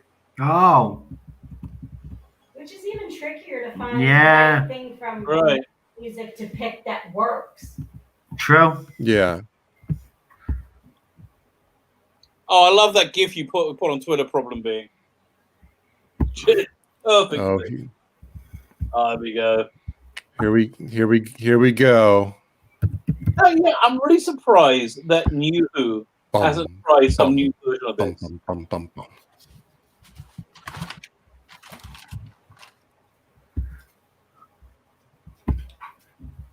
My favorite design of the Cybermen. Yeah, have to agree with you Oh yeah, there. absolutely.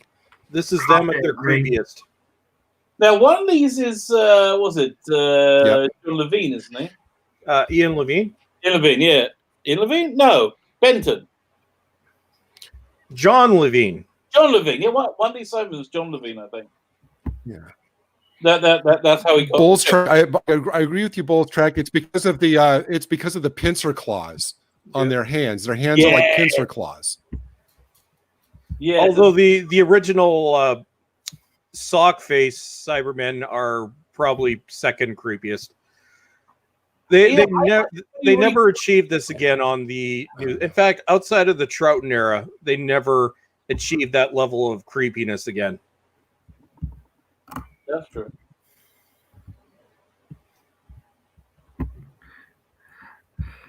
I don't know about yours, but I mean, this show just had so many iconic moments, even in its early run. It's unbelievable. If you actually look at it, like it did. I mean, think of the Dalek story in Hartnell's first, Hartnell's first season. Like it's been, you know what I mean? Some amazing stories. Oh, there's the little what do we call them again? Cyberman. Cyberman. Yeah. And Victoria blows it away with one shot. See, good on you. Yeah. That's it. And apparently there's no strong women in Doctor Who. Yeah. I don't know. There's the most iconic scene. That set, that set's just. Oh, I love this.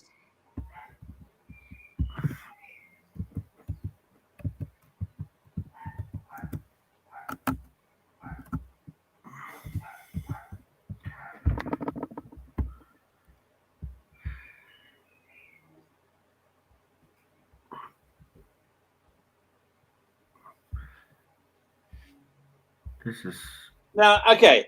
I had to say this. This whole story is very reminiscent of like an old Hammer horror mummy movie. Yep, it's got that vibe.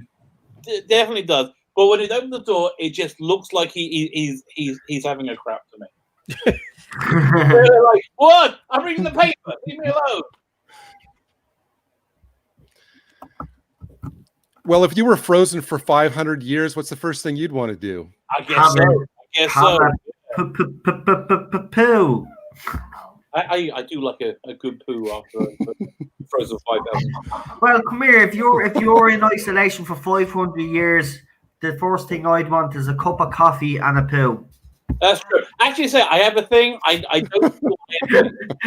Like, I'm always scared. I'm a fat guy. If I get caught in an airplane in a toilet, if I get trapped there, I'm like, it's just too embarrassing. So I don't eat for like 4 or 5 hours before I get on a flight.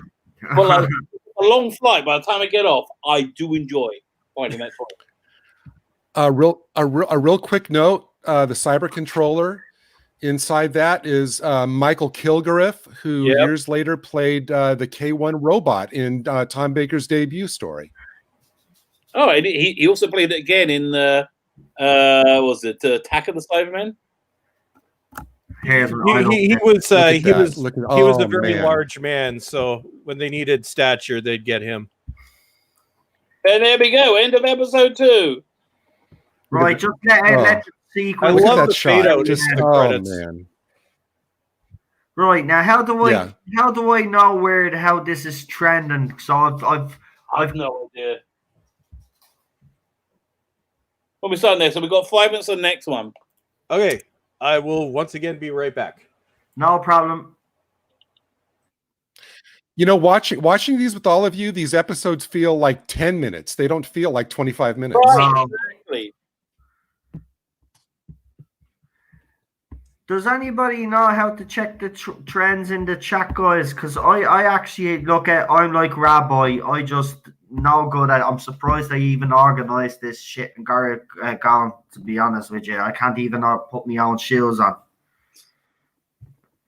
Well, actually, I can. That's a bit like I'm not that actually stupid. But, you know. So 5-minute break, yeah. So I've been on Twitter. You shall be like us, yeah, but we use the hashtag, obviously, that Rabbi said it was a better hashtag, and it is. It's actually a better one. Everybody's using it. It's just slightly different from what was actually said in the episode. So, guys, after 2 episodes, just briefly ask you how you feeling about the episode so far, and has anything surprised you? Well, no, I've seen it many times before. So nothing's really. You know the one thing that keeps coming up in all of our conversation is, you know, the fact that you know, the Doctor is so you know, manipulative and is kind of basically kind of orchestrating things to his advantage wherever he can.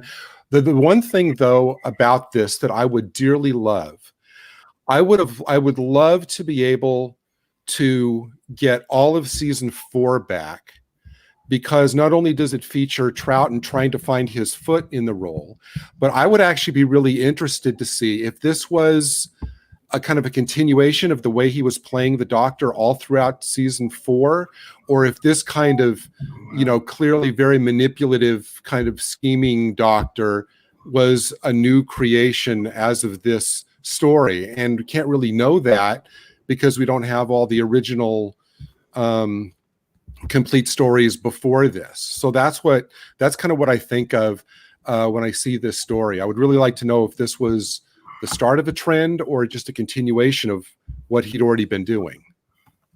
I think this is probably a continuation, but this is the first time actually, I'm just looking at the episode guide to see what episodes came before. I think this is the first time I remember it really manifesting, like being noticeable. But hang on, I'm pulling up an episode guide. 3 minutes ago.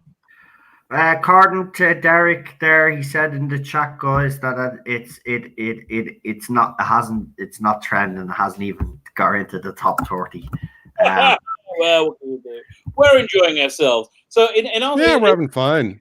Though, I think Evil of the Daleks is when they first really started doing this, like Machiavellian Doctor. That's when the Yeah. Faceless Ones, which they brought out recently, even though it was on animation, it seems to me more like he's making up. Faceless One, Macro Terror, Moonbait, it's all kind of he's making up as he goes. I think this was like, started in Evil of the Daleks. Now, let me ask Noel and I don't think Bulls Trek is back. Nolan the Rabbi. Now, of the 4 Troughton Cybermen stories, where does this one rank for you? Oh, it has to be top. Yeah. So we have the Moon Base, this one, then Invasion, which I think is fantastic, and Wheel in Space. So this would be tops. Yeah, this is two, Invasion, Moon Base and Wheel in Space. But that's probably because I'm more familiar with the Right. Moon Base. Oh, before we start, we were talking about the set. So one of the reasons I was so excited when this came out is the only way I had any contact with this story before this was from, I think, this book. Does anybody remember this? The Cybermen Cyber book? And one of its big selling points was really detailed illustrations Oh, right. of 2 of the Cybermen by Andrew Skeletor. So find it. TV. Andrew Skeletor, one of my favorite. Yeah, Andrew Skeletor and Chris Achilleos, who did the Target covers, are my 2 favorite Doctor Who artists. They're both just incredibly gifted. All right, just trying to find the. Oh, here it is. Yeah, these illustrations. Oh, look at that! Look, And and this was something that was completely lost at the time, and there was no possibility really of it being found again. Oh, here, so it did another page. Okay, we got like 30 seconds to go. Is everybody ready? oh, really? Time Is Bulls flies. Trek back? No. You hold your horses. Man. We need to wait. We need to wait until the band is together. The band? The band. Now, okay, you're back. We were gonna. There was a mutiny almost to start without you. It's like no. Sorry, guys. Lexi is being very needy. She's peeing all day, but I do apologize. I am back. Oh no, it's all right. It wasn't. There's no need for 5 apologies. 5 minutes. No need for apologies. Rabbi wants to hit in bed. That's what it is. No, what is it? This is where it gets good. The Cybermen are awake. I'm only joking. He's having such a good time. He just wants to, and I agree. And very soon we'll be witnessing one of the best scenes in the entire Doctor Who canon. Yes. Okay, are we ready? Because it's like it is time. All right, okay, right. Okay, let's do the countdown. 5, 4, 3, 2, 1. Episode 3, activate. We've got activation. You will be like us. Don't forget, guys, on Twitter, I don't really care, but people are tweeting, and that's the main thing. It is getting noticed. But if you can keep tweeting, I'm going to be keep tweeting myself. I said top 20. Look, at this stage, if we get top 30, I'll be happy. It deserves it. It's great story. Great story. And thank you, everybody that has tweeted so far. I really appreciate it. Including you guys in the panel, because I see you are tweeting as well. So thank you. I'm not tweeting because I'm not on Twitter. You're grand, Gary. I know, yeah. I realized Twitter's a terrible place, man. It is. Stay off it. It's a cesspool. Should have took me on. I really like Troughton in that cloak. It's too bad that he didn't do that more, because I really like that look of him. Yeah, Troughton in the cloak.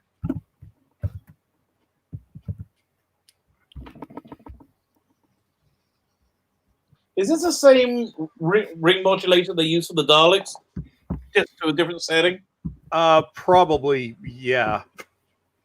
Actually, no, it sounds like an electric toothbrush. Yeah, the cyber voices in this are not. Let's be honest. I'd read that the guy whoever's doing the voice had some kind of thing in his mouth under his tongue, to where when he talked, it would give that kind of modulating sound. I actually like that sound. I don't know. I like that Cyberman voice though. I actually prefer that one. The voice for me that got really absolutely was the first one in what was that Big Finish one, the Spare Parts, where they did the genesis of the Cybermen. Right. Yeah. they really did such a great voice on the job on those voices. And that's better. Best audio Big Finish ever put out. I think that's one of the best Doctor Who stories, period, of all time. Yeah. Genesis of the Cybermen. Those cool spare parts. No, I know, but I mean, effectively, it was kind of Genesis of the.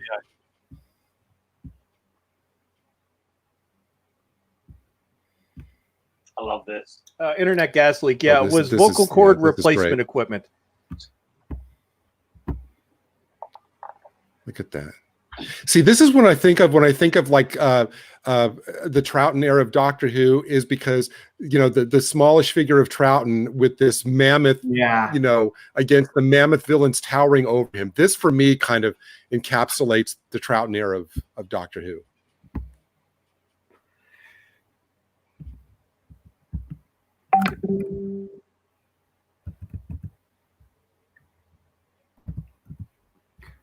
See, I like that Cyberman because it sounds more realistic. Yeah. I don't know. I don't like the new one.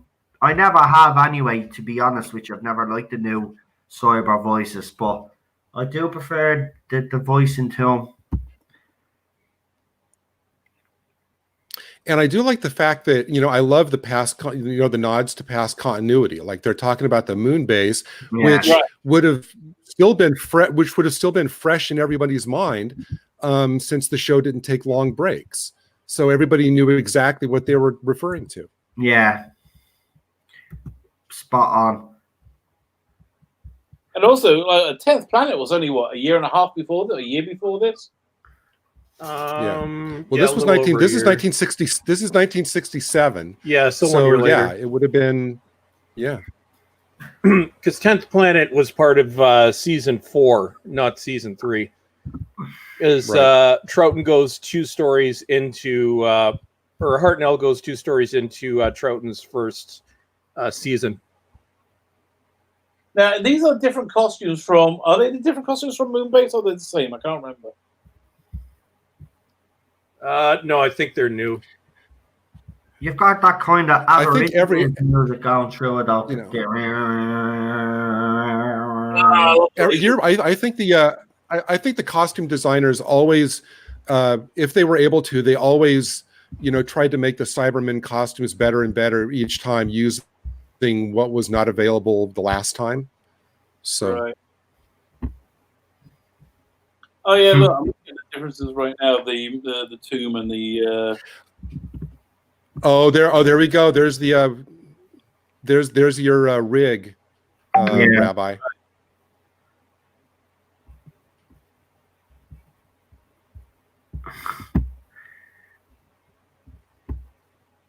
And as Philip Morris reminded us, without Troughton making it a success, it would have ended after his first 6 episodes. True. Yeah. And he had fans sold within a minute of Power of the Daleks. Yeah. Tell you, the Cybermen love their logo. They got the logo is on there, and on the marketing, man. And like, really, it's like this is what they have to say when they have their cyber meal.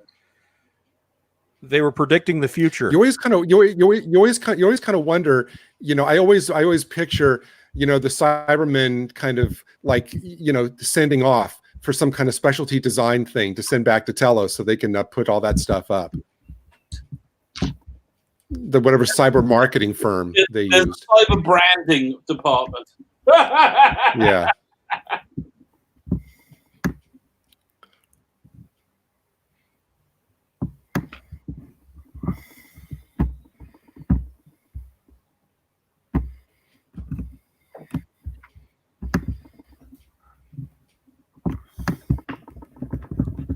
Yeah, again, this is all like the dashing matinee heroes. Got to be American.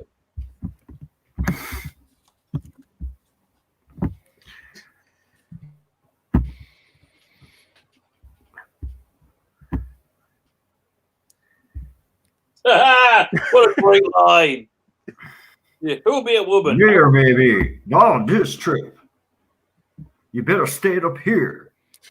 They should have just named that guy. They should have just named that guy Tex.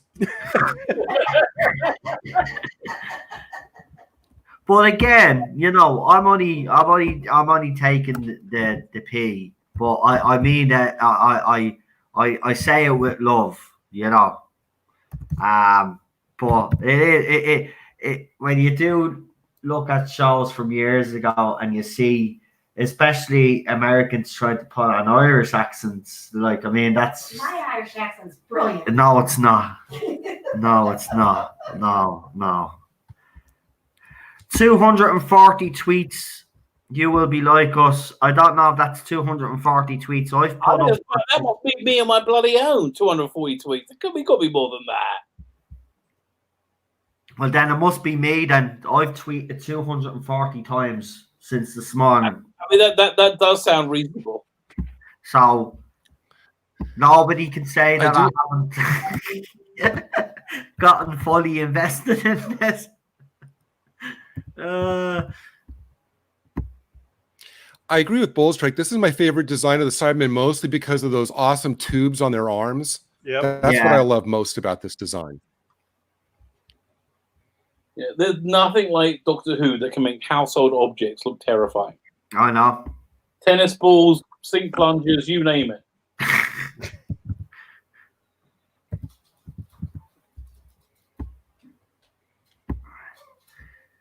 Yeah, this doesn't look like the most devastating attack, but it does the trick. We're going to conquer the universe, but you know, smoke confuses us. Slowly when it's a bit of smoke out. Blimey.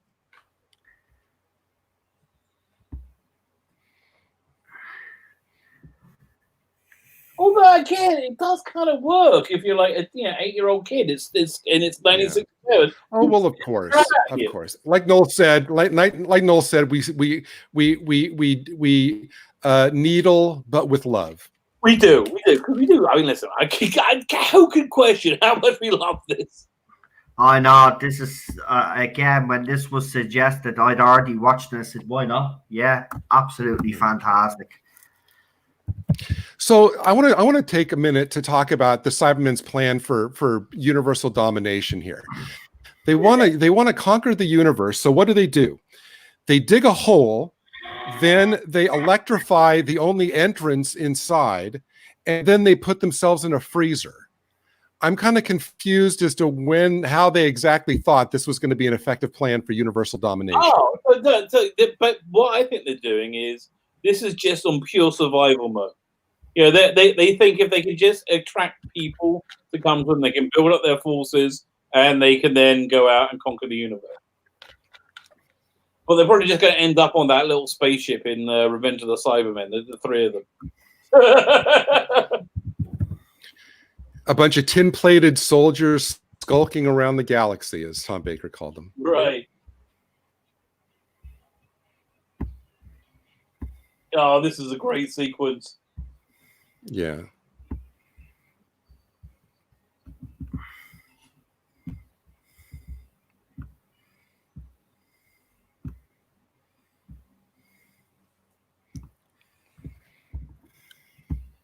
As soon as the doctor is up, slam the door down, man. Yeah. My arms, my legs, my everything. That's so scary. And here you go, Victoria. You go, girl.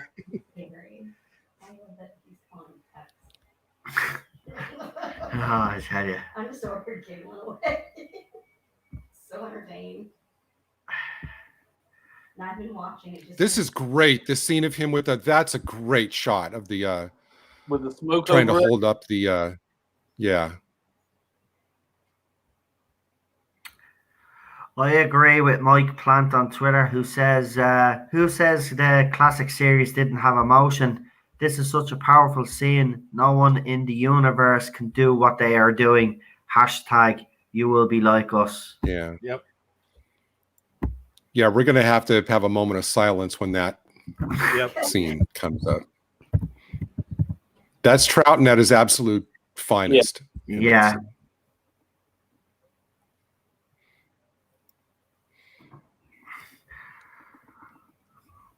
Do you know what though? And I don't want to harp on, but this kind of when you watch stories like this, it reminds you of what you're missing today, though. Yep. And it is a bit sad when you think of it that way. I mean, because this is what Doctor Who can be again, if there was a will to do it. And yeah, the thing that this just kills me is it's not just if there's a word. It's like there's such a rampacious audience for it. I mean, that's what these watch-alongs have really shown us. There is such a hungry audience for good Doctor Who. Yeah. If it's well written and taken seriously and acted well, absolutely. And that's what Classic Who had. They didn't have the budget for massive effects, so they had to focus on story. But even when you're looking at the sets and often the effects they were able to accomplish, you can tell there was a genuine love for what they were doing. Exactly. I'd say like throwing unlimited money, it's always never good. I mean, I don't actually think they throw unlimited money at Doctor Who today, but they certainly do at Star Trek. For Discovery and Discovery and Picard, and none of it matters. They would have done so much better doing a really low budget, like a regular budgeted show. And Star Trek at this point was still 3 years away in the UK because it didn't even debut in the UK until 1970, when it was after it was off air here. So that was still in the UK's future at this point. And Star Trek on BBC Two on Tuesdays at 6 o'clock? Nobody would have seen them at the same time because the Troughton era wasn't shown in North America. It wasn't until the Pertwee era. So no. Not at all. Yeah, we started getting. I actually started in 1975. They were doing a package of the Pertwee stories, starting with the Silurians, and that was before the Tom Baker invasion of America. Yeah, as I know, PBS out of Detroit, they started with I think in 1971 with Spearhead from Space. Oh, really? I know in Canada, okay. Canada we got them on TV Ontario, starting with Pertwee's first season. Actually, TV Ontario is the reason why we still have some John Pertwee stories, because they kept the tapes. Well, somebody said in the chat, I think it might be Paul Van Zyes, that the captain was the not Barry Letz's wife, but Peter Bryant's wife, the camp producer. And she was also related to Ian Levine. Oh, really? Okay. I knew she was somebody's wife. Couldn't remember whose. Now, can somebody explain to me the logic behind storing the two people they know are not acting in their best interests in the weapons room? Teddy,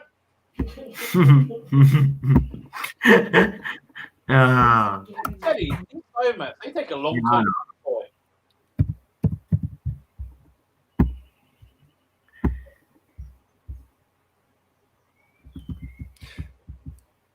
Now, these Cybermats, I read that they said some of the bigger Cybermats were pulled on wire. Some of them had very crude motors, and a couple of them were operated by a very kind of basic control system.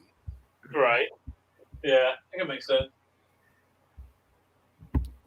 But still, it just goes to show you, isn't it? Even back in those days, they were thinking outside the box. They were trying new things. Like they were, they weren't short of ideas, and if they had an idea, they tried everything in their power to make sure that it happened. I mean, those Cybermats, as you said, little motors on some and strings on the other ones. Like, I mean, that even though it sounds basic, that back in those days, that would have been, It worked. Did the trick? It worked. Yeah, of course. My favorite, because I think it was like the rabbi was saying, it's like, they were, you guys were watching them on very small TVs. They weren't watching them like Bulls Trek is doing with the, the 48-incher. So a lot of the stuff which we can see now would have been, shrouded and clouded. They wouldn't have been able to tell. Yeah.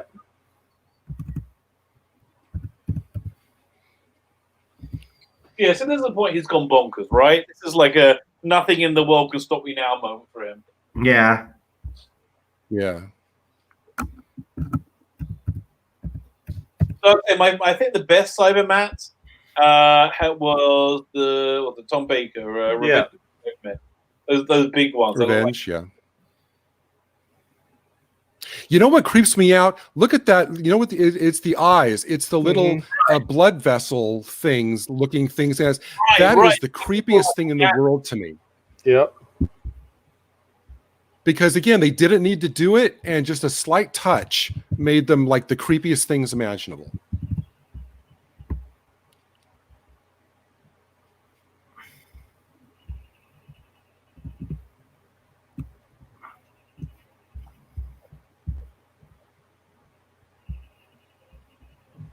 I like the snow they left on the stairs as well. That little attention to detail. Yeah.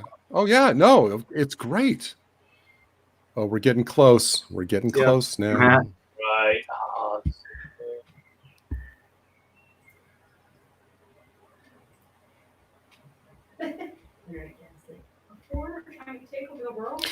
This to me elevates Doctor Who from just being a great show to show that at some moments it could reach the sublime. Yep. And that's this scene.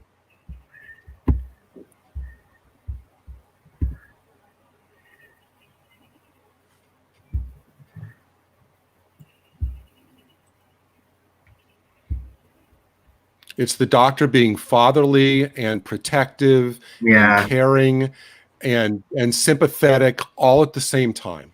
Yeah, everything that the new Dr. Nasty isn't. Sorry, it's the only time I'm going to say it, but I have to. It's right. Dr. Nasty isn't this Curtin. And you know what? With our 45-minute things, this is the kind of scene, even anywhere in the modern series, we're few and far between, just because things were moving too fast. They didn't have time for these kind of little pauses like this. True. But again, he shows another example of this in the Macra Terror. He is just Patrick Troughton's Doctor is just wow.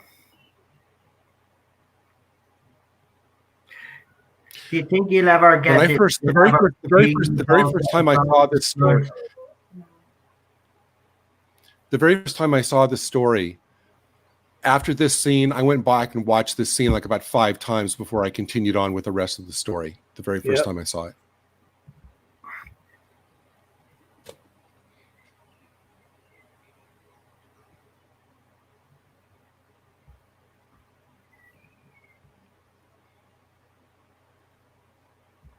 Wow, I love that.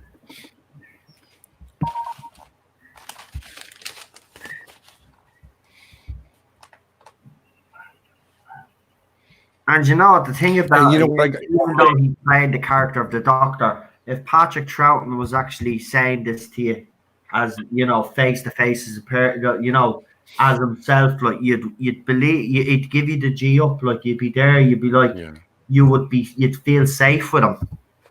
He has that mannerism about him as well. Absolutely. It's a wonderfully played scene by both of them, Deborah Watling as well. Absolutely. And kind of, I got to say on a personal note, hopefully it's not too maudlin, but I have, especially with tomorrow being Mother's Day, I've lost both of my parents.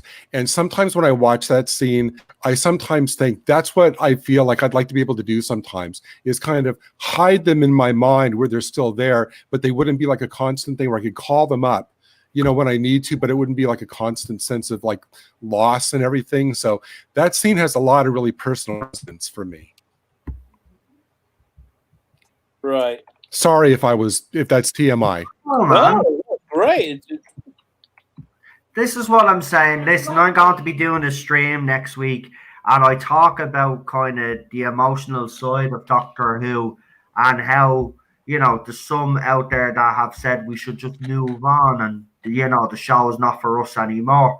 And the point I'm trying to make is I don't think these guys realize that over the years, this show has built up a fandom, but not only that, its fandom have also become very emotionally attached to certain characters. The Doctor is a character that it doesn't matter who it's played by, it's a character that everybody can identify with. There's some emotional attachment to it. So I get it, Gary, and these people, they boil me blood because it's very easy for them to say, well, the show's not for you anymore, move on. If it was that easy, trust me, we would move on because we don't want to go through all this heartache. Right, exactly. But it's just not the case. I mean, the truth is, like, it's been thoroughly rejected. Yeah. You know, it is for us still. It's just not. Nobody wants the show as it is right now. Yeah, exactly. I love this bit as well when he works out how to stop the Cybermats. Again, you know, authoritative, brilliant, clever, compassionate, moral. These are all things the Doctor should be. And if the Doctor isn't ever not those things, it's a tragedy. That's it. Now, could I ask for Rabbi and Noel, maybe, do you know if or even Bolstrek, do you know at the time, if among the Doctor Who merchandising at the time, they had Cyberments like that for sale? No. They came was in the 80s in Doctor Who magazine. If I can find the issue, I'll dig it out. There was an ad for a Cybermat kit. I think it was remote control you could get, but I don't think it ever made it into production.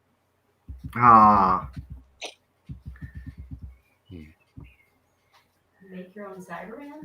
In fair, yeah, you could probably make our own little Cybermen now. Yeah, but Sounds ominous. Oh, there we go.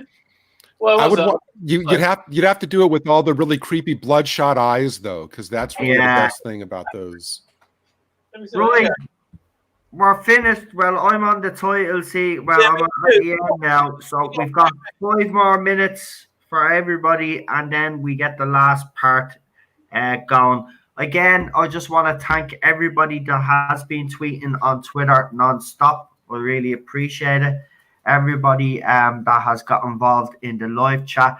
And also just to say that the 3 Doctors watch along stream has just finished. So after this, if you want to go and support those guys, even though half of them have me blocked, you know, at the end of the day, I don't care. We're going to support them anyway. So TARDIS Monkey is his name on Twitter. They've set up their own tweet along, which just ended. It was the 3 Doctors. So go and check them out after this as well, you know. Show all the classic tweet watch alongs. It's the only way, you know. 45 people watching right now. I mean, thank you very much. I really appreciate it. Yeah, and it was showing our action figures. They got this is the Cyber Controller one, but you only got in parts. In the rest of you got the Cyberman range. You got like an arm here and the head here, and so you have to buy. I think I remember that. Yeah. Yeah, it's not from that long ago. 5 years ago, maybe. That's a good marketing gimmick. Yeah, this was when Doctor Who could sell toys. Back in those days. Yeah, it is. Yeah. Yeah, there you go. Let's not talk about it. I know I brought it up, but nah. Let's not spoil tonight. I don't want to get sad. We need to get Ian on one of these with his toy collection. We do. He could act out each episode as we watch it. Yeah, there you go. What? So it's like, you know, you will be like us. Oh, I know I will defeat you. Oh no, we will survive. We will survive. Yeah, there you go.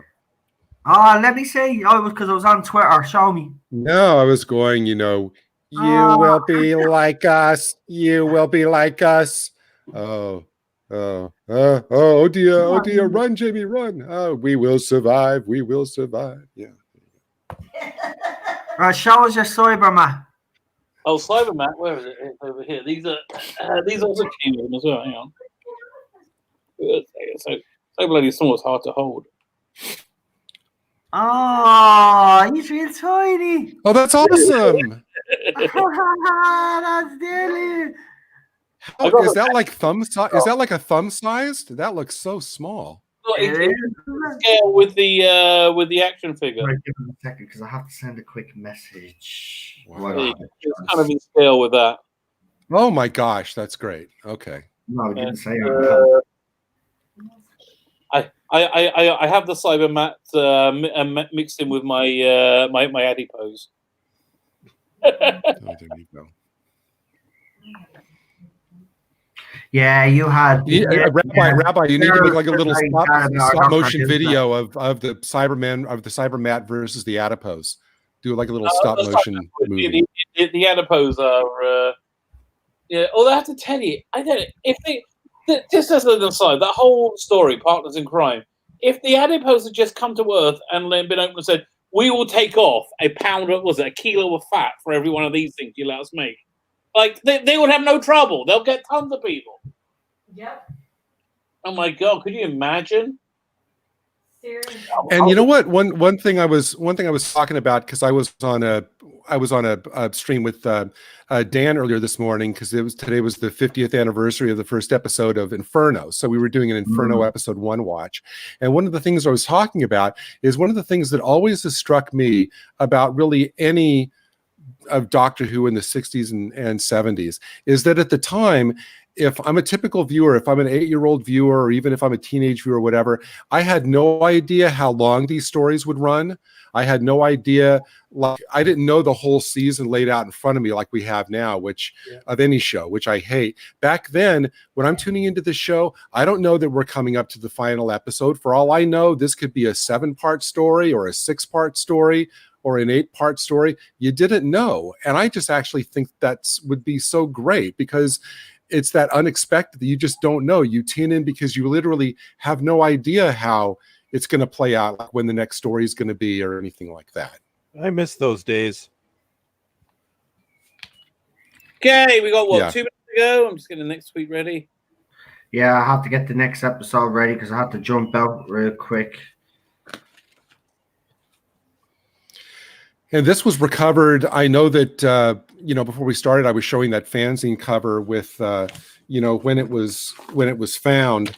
And they found this at a Hong Kong TV station in 1992. It just shows that, yes, anything is possible. And a really sad note is that Jerry Davis, who's the co-creator of the Cybermen, and he died only 4 months before the news of the recovery of this story broke, and he considered that the Tomb was his best work, but he died just before it was the news of its recovery. So that's a little sad note in all this. But we thank him. We thank him for creating the Cybermen. Yep, absolutely. Okay, we ready for part 4? I am indeed. I am. Okay, let's do 5-second countdown. 5, 4, 3, 2, 1. Part 4. Activate. That sounded like Noel. That sounded like Noel trying to do an American accent. Yeah, I don't know what I tried to do there, but yeah, I won't do that again. You have my promise there. No, that was an observation, Noel, not a criticism. No, I'm saying that to Cheryl. I'm saying that to Cheryl. Cheryl doesn't want you to encourage you for some weird reason. What now, Doctor? Yeah, and Paul said, they were found in late 91. They just weren't announced until 92. Right. Okay. Yes. Thanks for that.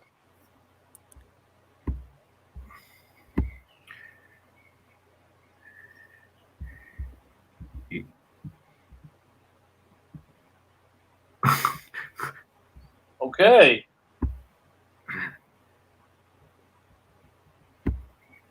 Yeah.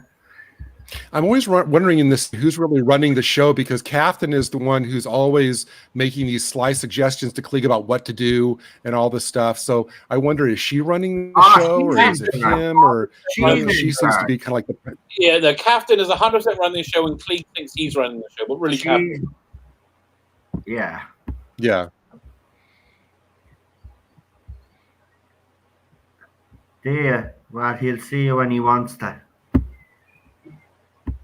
For having a conference call, leave them alone.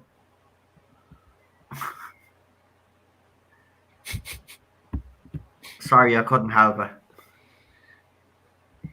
So after we get out of here, where do you guys want to go? You guys want to go for pizza? Yes, we do. Pizza is good. Yeah. Oh, this was so scary when they cyberized it, right? I just love the music. Oh yeah. To be honest, I just love the music in this. It's just epic. or the stock music or whatever it is. It's absolutely fantastic. Now, Bull's Trek, is this just a reversal of the? Are they just reversing the film from the second episode for this shot? Yeah. Still, it works.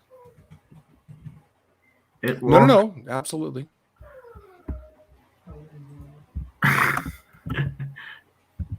Ted is just doing, you know, that.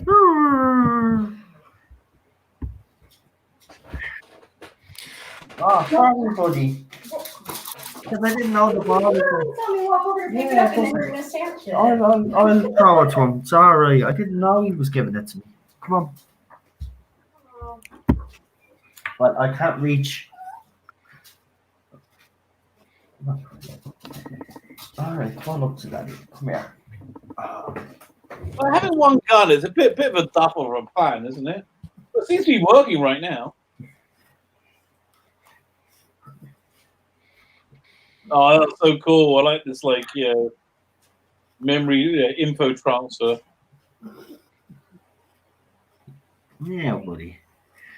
Ted is all needy, so I'm just holding him here, guys. And you know the design of the cyber controller's head is such a simple modification, you know, with just that clear thing, but it's so effective. Well, how long did they little orange? What was it? Paul Francis is saying that they delayed the announcement. He heard about it on January 8th, 92. It was in the summer it came out. It was like June when it came out. It was nice weather. He was looking at video store. Well, the magazine I have announcing it was March 92. So yeah, that made sense that the news came out in January and it was hit magazines like in March and then was in the stores a couple months after that. And then PBS aired it as part of their telethon. Yeah. This must have come out like 3 months after I left England. I left in December 91. Daniel throwing shade on Noel in the chat, saying Noel's impression of a Scottish accent is worse than his American accent. Oh, I think we're going to hear it. Yeah, I have to agree with Daniel. Yeah, you told me later. Oh, let's stop piling on Noel. Yeah, you all show me some respect in the chat, yeah? Money messing. I love you all. Bit of a Scooby-Doo moment there. Poking around. One of these days, I will get a Scottish and American accent, right? No, you won't. Yeah, I will. You won't, though. I love this. Now again, I'm legitimately confused at this point because I love that with that little thing with Troughton. So, but now he wants to seal them in their tombs, but now he's going to revive the cyber controller. This is the point where I kind of get, you know, I thought I had Troughton's, you know, modus operandi figured out, but this scene always throws me. It's like, why are you reviving the controller then? Yeah, no, I think Troughton's lying, basically. And another factoid from Paul. So it was launched in the UK at BAFTA. It was an event called Tomb Watch, which if you have the original Tomb of the Cybermen DVD release, the Tomb Watch is included on that one, but it's not on the re-release. I believe there was a rights issue. Oh, really? It's not on the re-release? I didn't know. That is a great name for an event. Tomb Watch. We should have thought of that.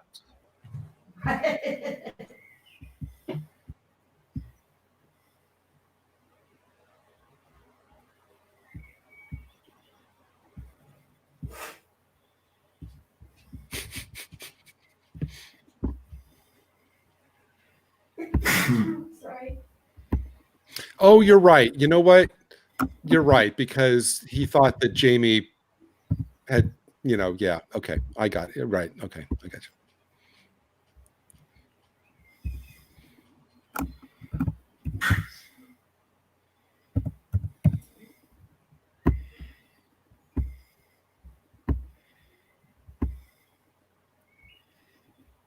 remember seeing Deborah Watling at a con in must have been the mid-80s. Looks fantastic. Oh my god. Yeah, absolutely.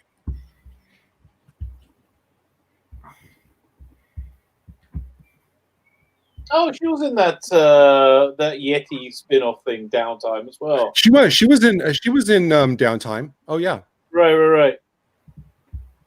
and with Liz Sladen and Nick Courtney. Well, Liz Sladen was in it.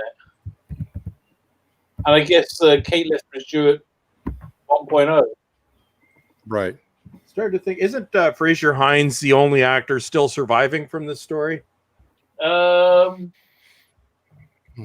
Just going through the cast list here. That sounds reasonable. Of the main cast, well, yeah, certainly, but I don't know of the. Yeah, I think most of the guest cast from what I'm seeing here is.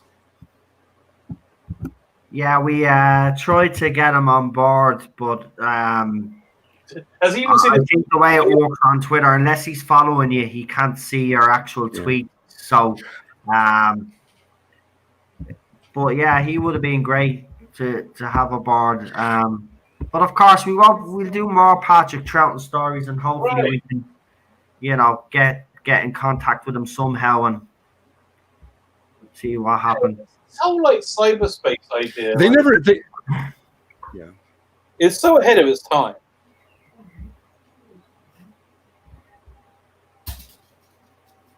Because he'd have some insider stuff as well. He'd be able to tell us some, about a certain scene. Obviously, if he can remember that far back. I mean, I can hardly remember what I did yesterday nowadays. But yeah, it'd be brilliant to bring him on.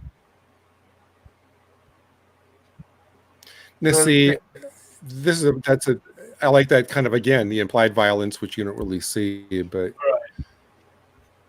Well, that giant thing at the back of the cyber controller's head, that box at the back of his head, that's to put like these giant batteries in to light up his skull. Right, yeah. Right. Right. It'd be interesting to see how many tweets. You forget to talk on the panel sometimes because I'm absorbed in the show, so it's like. That's why I watched them before we start. Right. Then I get sucked into it. Yeah, but that's what I mean. You watch it, right? But you're still going to get sucked in either way because that's what you really do. Good storytelling does. Keeps you engaged, and I mean, look, if they're good stories, you're going to revisit them all the time. I mean, how many times, for example, has everybody on the panel seen this particular story? Oh, I can't. No idea. I can't. Several dozen at least. There you go. So again, just goes to show you, though. At least once a year since 1992. Wow. Okay, it's more than me. Yeah, there you go. And in 1992, probably 15, 16 times. Wow. Yeah, That's a lot. Because at that point in 1992, right, Bulls Track was considered the iconic missing story. Like this was the legendary. Yeah. Oh, here we go. The fight. I love this fight. Yep. Like this. I regret nothing. Oh Jesus, that was so bad though. That always reminds me of, like, if any of you guys remember Super Dave Osborne, that always reminds me of that, where he would go off and then they would take the dummy and just toss him over. I thought that's the cyber version of Super Dave. That's so true. Go on, Jamie. Jamie's shooting him right in the face. That's it. Smoke. Health and safety standards weren't quite what they are now back then. So, yeah, he's probably passed out. Yeah.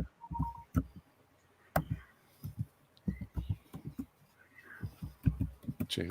The Cybermen down below are going, "What did I ever do to you?" But I love this bit with the travel performance where there's all of the stars have fallen away, right? And he's just being like, now he's just trying to like deal with the situation. Right.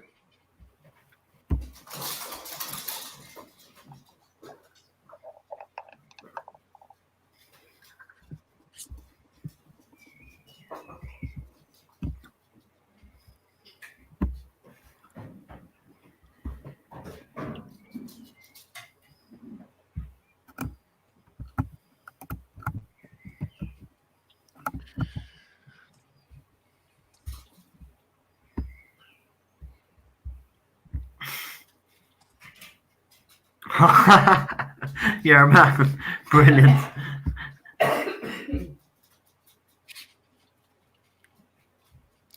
Why they never tie the villains up the minute they're incapacitated, I just don't. I know. I'll never know. Yeah. I'll never know.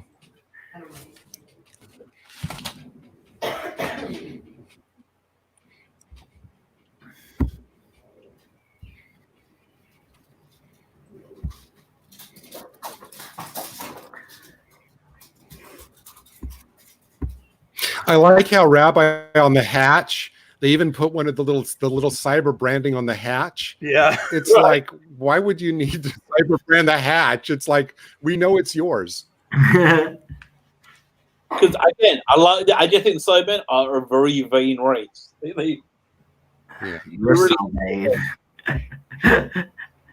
Yeah, and that'd be their tune by was it Carly Simon, You're So Vain or whatever. Yeah, yeah.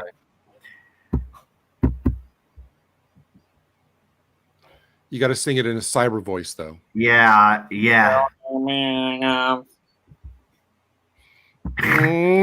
so vain. They're kind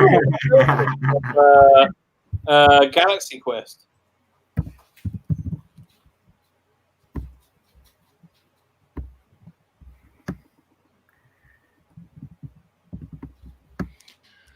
Oh, I love that little thing with Trouton that he does there. See, that's what.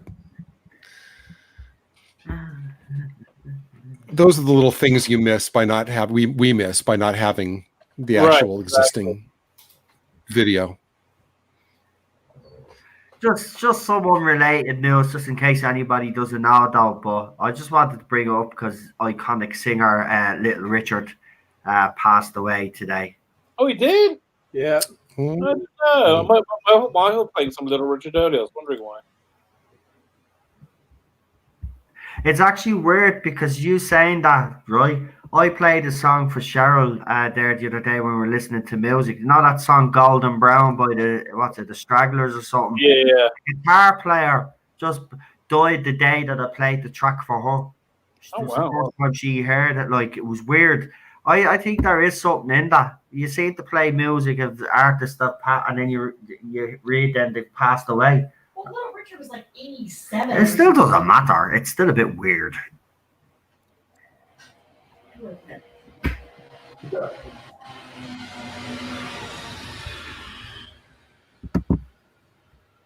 Yes. Now I know. Paul Venez's excellent comment in the chat. Paul Veneza says the tomb set was up against the south-facing wall of the studio as laid out in the floor plans. If you stood with your back to the honeycomb, you would see the back of the hatch set on the left. Interesting.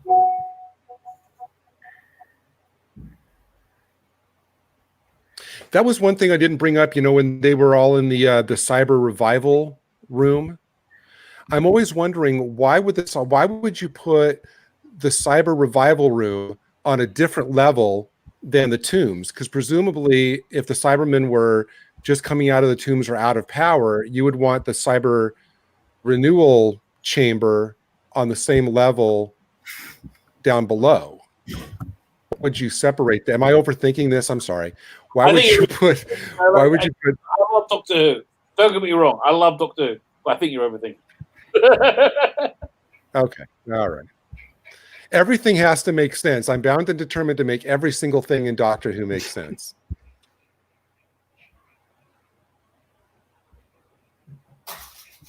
I think it's an American thing, Gary, really. It is. Oh. That'll teach you, Klieg. That's it. Yeah. Although the wire's not on yet, so.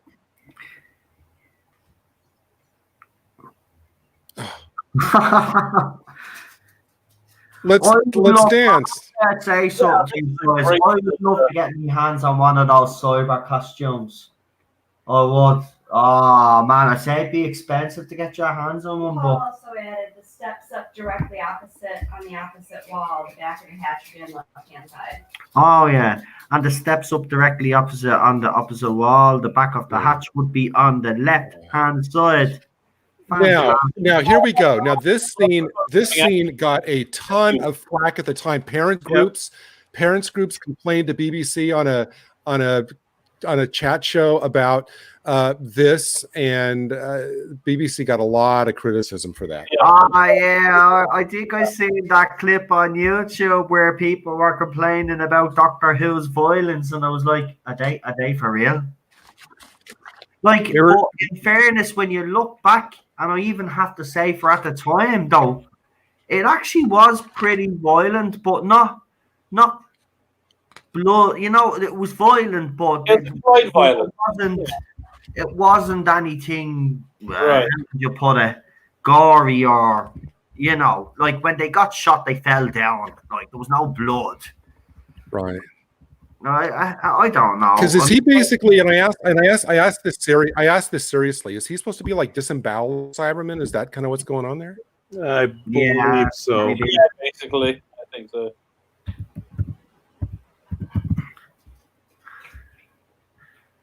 No, there's nothing, you know.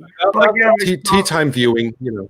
Yeah, I was going to say, but again, for back in those days, this probably was, you know, pretty violent. Now that we look back now, yeah, it is, as we said, it does have some violence in it, but it wouldn't be like the violence that we're used to now. Right. I mean, we're desensitized now, I think. Mary Whitehouse, man. Oh boy. Yeah, the Polynesian says the chat show is called Talkback. Yeah, Tom Baker's era was a bit violent. All right, I agree with you there. Extra spice, Mikey. But again, you know, I mean, that's the way I like me Doctor Who. I'm sorry. Colin Baker's first season was the most violent the show ever got. And that was done on purpose. Oh, absolutely. Well, was it when I did the Girl in the Fireplace watch along? I had a guy who'd never seen Doctor Who before. My neighbor watch it, and he's not into creepy stuff like that, and he found it really genuinely disturbing. He kind of liked the juxtaposition of like fun, friendly, entertaining, and like really deeply disturbing stuff, which is what I think Doctor Who has always served up. Oh, I love this scene. I love it. Yeah. That's the costume I want. The one with the kind of perspex head on top with the brain showing. Yeah, that's the cyber controller.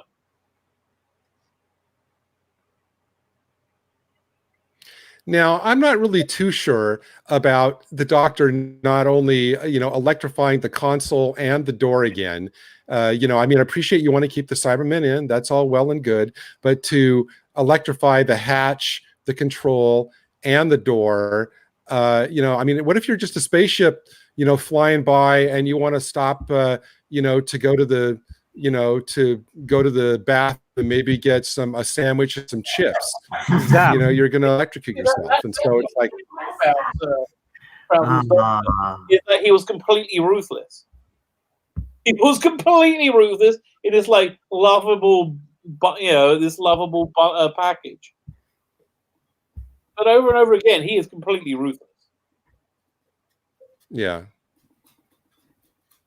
I'm surprised Attack of the Cybermen was only rated as U, which is universal for anybody that doesn't know the old rating system. They used to have a U for universal, which means anybody could watch it. PG is obviously parental guidance, but I think it's PG-12 now or something, or 13. So yeah, yeah. In fairness, I do agree with you. Back then, this would have been, you know, considered. You know, because you got to remember people's attitudes, the way society was back then as well. You know, we've been exposed to a lot now since, you know. Right. Bye. Well, they went to two world wars. What am I talking about? I'm actually ridiculous. Ignore that last comment. Oh, I see Angry Joe is on. What's he moaning about now? I like this, you know, the shot here of the Cybermat and then panning up from Toberman's body to the thing. Very reminiscent to me of the last shot of Power of the Daleks, where the Dalek eye stalk slowly comes up as they leave. Wow. And Philip Morris says, thanks, guys. Awesome. No, thank you. Philip. Thank you, Philip. The whole Absolutely. going on with Thank it. you to everybody that for came everything you've done. Yeah. Absolutely. Okay. Listen, we'll be doing this again next week, Philip. So we'll give you more. We'll give you the new details for the new one for next week. But Well, yeah, look, if you're in the chat, what would you recommend for a Dalek story to watch next week? yeah, actually, Philip, yeah, go ahead. You get to choose the next story for us to actually They don't listen to watch you. along and discuss. People know your opinion. And I have to say to everybody, Can he arrange Noel? Noel, do you think Philip can arrange the actual world debut of all of the entirety of Evil of the Daleks exclusively here on this channel while we watch along and comment on it? That would be great. Yes. And thanks to everybody here, and thanks to Paul Venices as well. Dude, I collected the Doctor Who DVDs from the first release in 2001 in Region 1 to the final release, technically in 2016. Dude, you brought decades of joy to so many of us. The Doctor Who restoration team rocked. That range is incredible. And I'd say, are you working on the Blu-ray range? Because that's also incredible. Oh, wait, we've got a brilliant suggestion. Ooh, yes. That's a good suggestion. No, did you see it? The Chase? Yeah. Frankenstein and Dracula. I think I have that somewhere as well, actually. So I think we're good. But yeah, we'll do the Chase. There you go. Right. Actually, Philip, even one better. Would you like to join us on the panel for that? Oh, that'd be awesome. Yeah. Yeah, two weeks in a row with ropey American accents. Oh, this one. That's true. Right. Now, if we watch the Chase, we have to follow that up with Daleks in Manhattan. It's kind of the direct sequel. Oh no! No, I'm convinced when they landed on the Empire State Building, the Daleks we're heading into the Dalek, hive mind. That this could be quite useful if we're ever stranded on this planet. Gary says, don't have the Chase. Michael says, please do it, Philip. How many episodes is the Chase? Asks Colin. That's 6. I'm sure we'll try. Listen, there's different Pluto TV apparently shows Classic Who. For those of you that have BritBox, there might be a chance that that's on that. Which versions of the Chase won't some versions of the Chase cut out the Beatles scene? Yeah, Region 1 cuts it out. Yeah, I have the Region 2. Yeah, for that, I think. Well, they're not. Well, the Beatles music is in it. Yeah. But it's very good. Yeah. This is crazy. Yeah. They were supposed to be in that. The Beatles. They were going to be. I'm sure there's a way we'll be able to. I don't know. There has to be a way of getting some of these episodes. I think it's just like 30 seconds. No. If you're worrying about getting it, I have it. I'll send it to you. Yeah. No, that's why I bought. That's why I bought the Region. That's why I bought the Region 2 for that. I want as many as possible to be able to join in. Do you know what I mean? That's my whole thing. I just want to be able. That's the only scene I think that's edited out. In Region 1. I mean, I bought Region 2 because I want it complete. But but listen, if you don't have the episode, you can come here on the channel anyway and listen to us discuss it. That's right. So I mean, you could still be part of it, even if you haven't got this one. You might have the next one that's picked. Do you know what? For the next one, I might pick an easy one. Like the 5 Doctors or something. One that I know that most people have. You know what I mean? So when you do the chase, everybody has to wear Beatles wigs. Yeah, I love that one by Colin though. If we're watching the Chase, you should invite Bradley Walsh to join in. Oh, but there we you have to go. put some of the chasers on as well. You Meta. can't have Very Bradley meta. Walsh without one of the chasers. Maybe the Beast. He's my favorite. Yeah, for sure the government. I like the governess as well, yeah. But yeah, listen. So let's do what we always do anyway, Rabbi. We always mark these after we finish watching the stories. We always give them a marking out of 10. And if you'd like to comment on Patrick Troughton's performance as well, guys, really appreciate it. And you guys in the live chat, what do you give it out of 10? Is it a 10 out of 10? Is it 5? Whatever? Is it a 1 out of 10? Is there people in the chat that actually don't like this story? I'd like to hear from you guys as well. So let us know, guys. Rabbi, we'll start with you. I think it's either 9 or a 9.5 out of 10. It's a pretty darn good episode. I'll say 9. They detract it because I wasn't sure about the production values does take it back a bit. So let's say 9.5. I think 9.5 is pretty fair and generous. Okay. And Patrick Troughton's performance? Oh, that's a 10. that's a 10. That's out the park. Yeah. Okay, yeah, Ballstrick.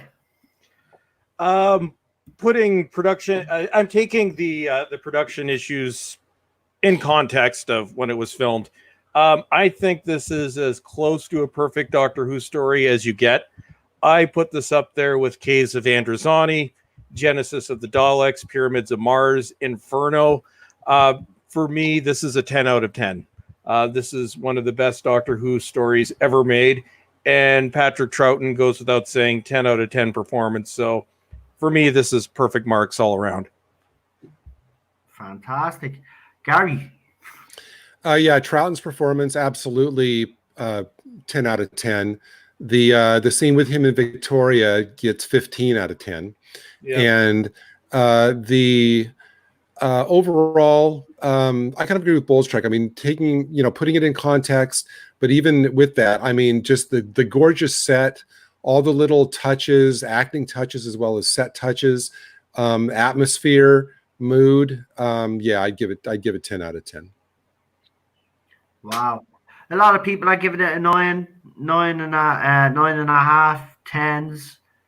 We love you, Patrick, R.I.P. Yeah, I mean, Troughton's performance is fantastic. It's definitely a 10 out of 10 for me. I agree with Ballstrick. I mean, like, even taking it, look, you have to, when you review stuff like this, you have to take into context the time the whole thing was filmed. So with that in mind, I agree with Ballstrick. I think it's up there with Genesis and all those other stories that he's mentioned. So it's a 10 out of 10 for me. I absolutely love it.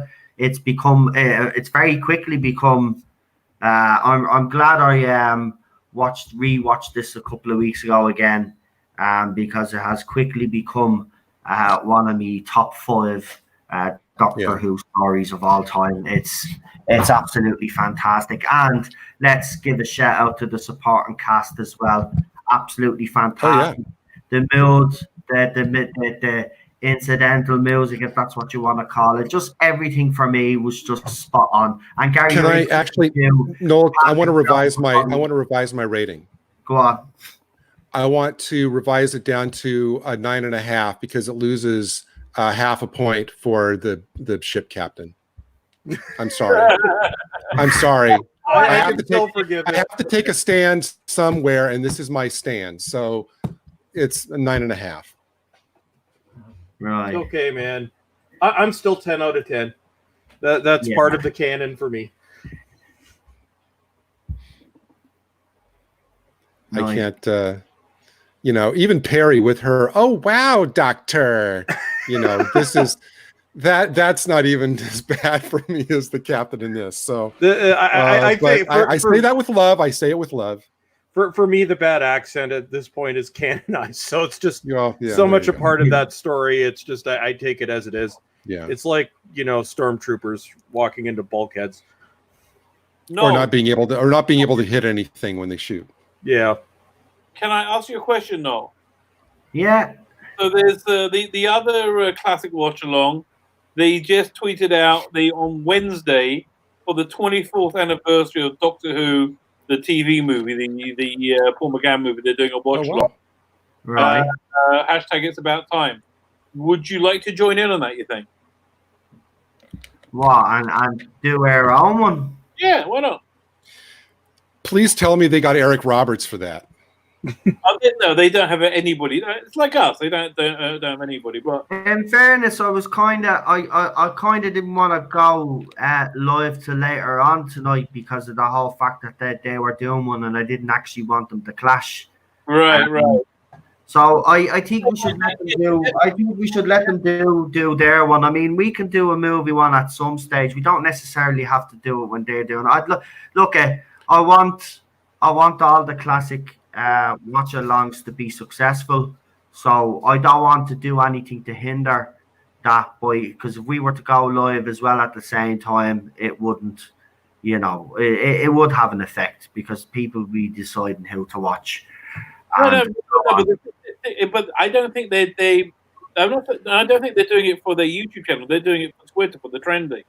So if they do a watch along and we do a watch along, the trend is going to, the Twitter response is going to help each other. This can't be serious, Michael. This can't be serious. Michael Richardson in the chat says Captain Hopper 10 out of 10. Dude, come on. What are you doing? I'm giving him a 20 out of 10. That's how much I like. Perfect. Right. Well, do you know what, Rabbi? I'll do it this way. Is anybody on the panel that's here now available on Wednesday? Wait, no, you're wrong. Manager? It's Wednesday the 27th. It's not for a few weeks. Right. I'm back to my crazy work hours, so yeah, I'm off YouTube during the week again. Right.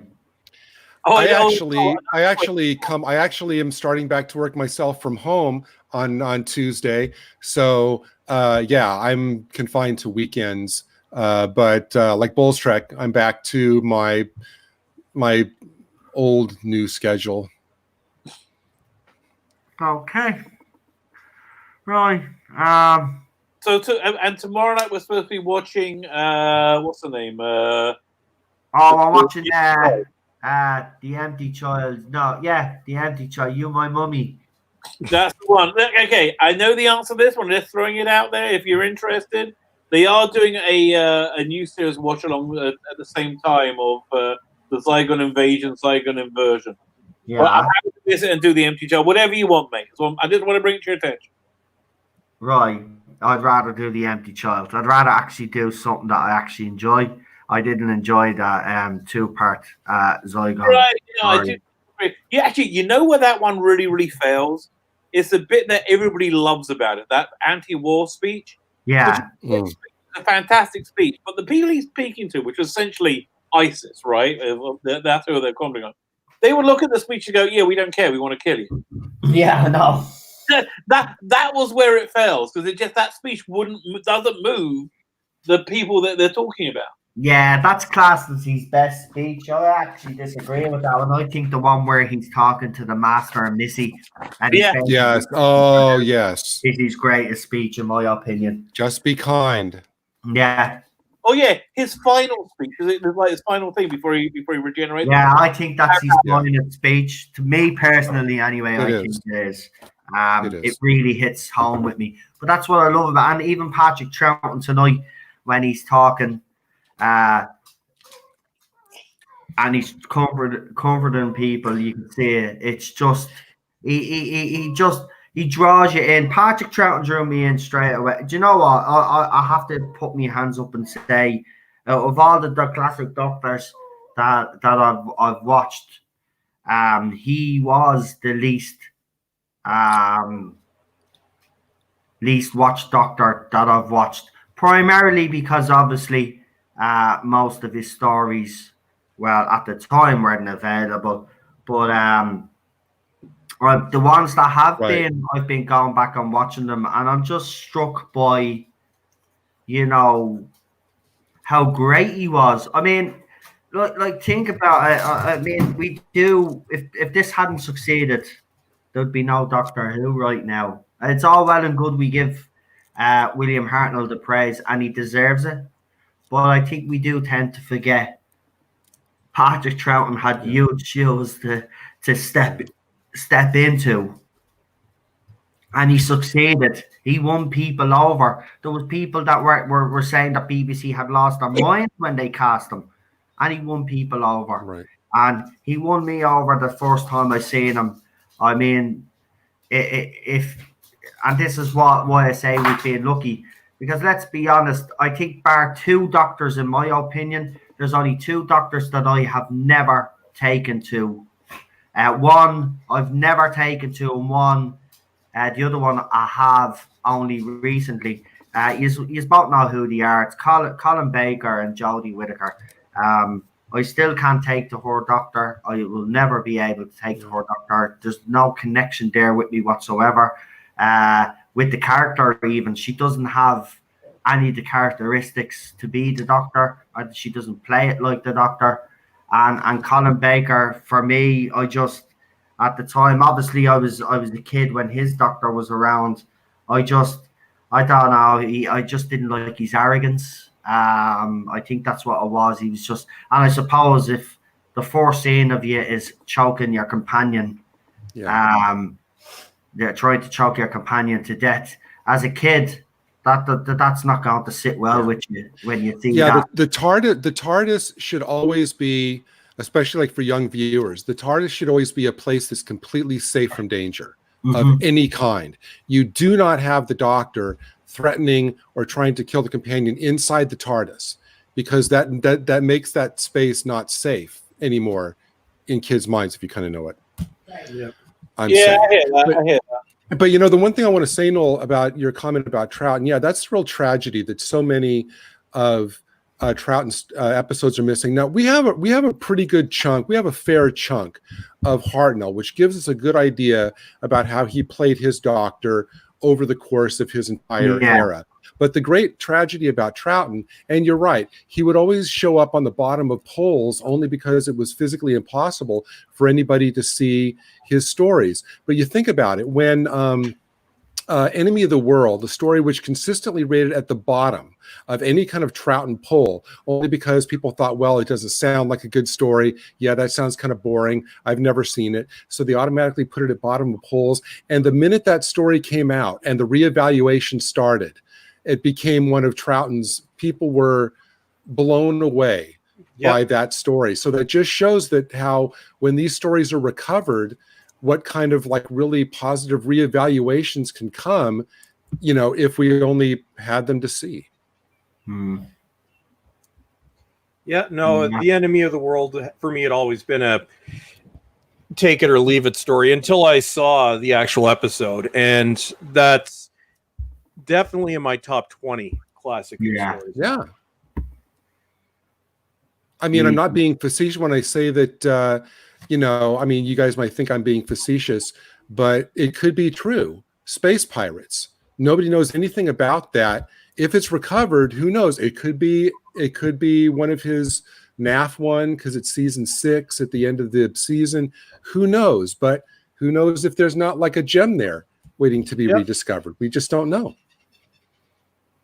No, it could be true.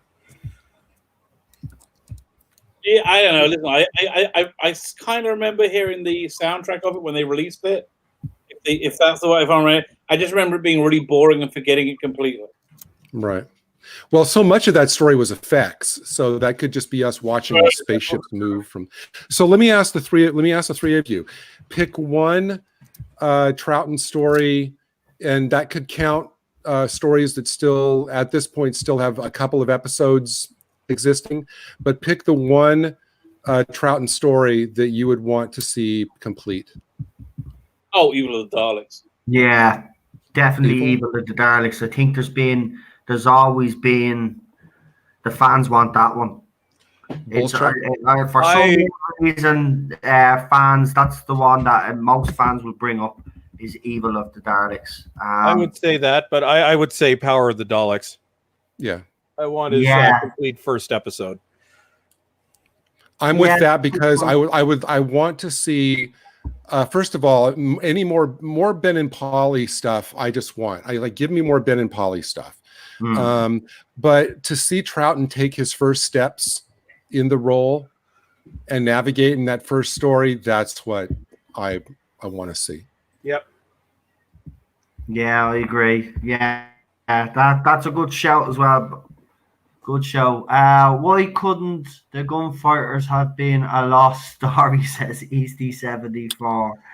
Oh, it has its charm if you look at it from a certain perspective. I like the gunfighters. Sorry, but All right. I know it's a weird bloody story. I know the music is a bit bloody, but there's something about it. I just get drawn to that story. I watched it here one night and I had a big goofy smile on my face. I thought, Exactly.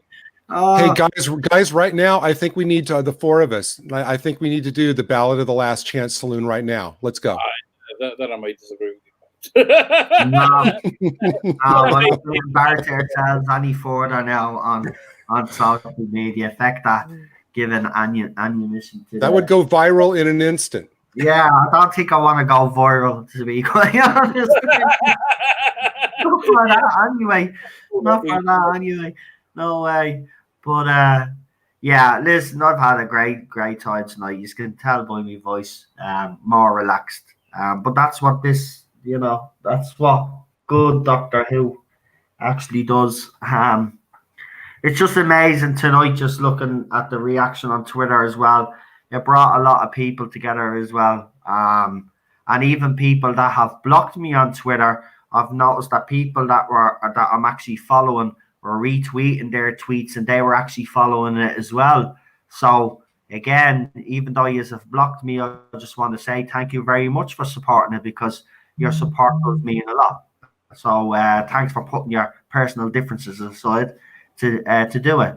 So thank you. I know it didn't trend, but I don't care really. It was nice to see the tweets up there. People got involved. That's a great story. And genuinely people seem to enjoy it. And some people have said they can't wait for the next one. So the next one is The Chase.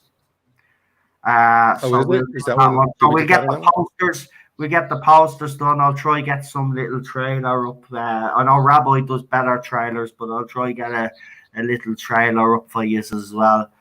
We'll get the posters done, and then we will arrange the guests. Are you coming back for The Chase? Actually, guys, that's the weekend. Do you want to come back for The Chase? No, I'm never doing this again. Right. No problem. I understand, man. I know you're done. Sure, no, absolutely. Back, this was a lot of fun. This was a lot of fun. Right. Should we do like Dracula for The Chase? We do like Dracula capes or Frankenstein makeup or something to kind of really get into it. I'll tell you what, I'll get Cheryl to put no, I can't. My camera is broke. I won't be able to do it. But if you guys want to get into the spirit of it and dress up, yeah, why not? Why not? I'll be down for that. So next week, there you go, guys. Panel's already set. So it'll be me, Rabbi, Ballstrick, and Gary next Saturday, same time for The Chase. So you have a week to try get your hands on The Chase if you can. And of course, we'll be on Twitter, Facebook, and all the other YouTube during the week promoting the crap out of the next one. Last night, seriously, this morning, I should say, I was on the official Doctor Who site, and they were putting up pictures of Jodie Whittaker. I said, screw it. I went in, I did a little 20-second video where I'm telling everybody that this tweet along was happening on the channel. Come and join us. And I put the little Cyberman voice at the end.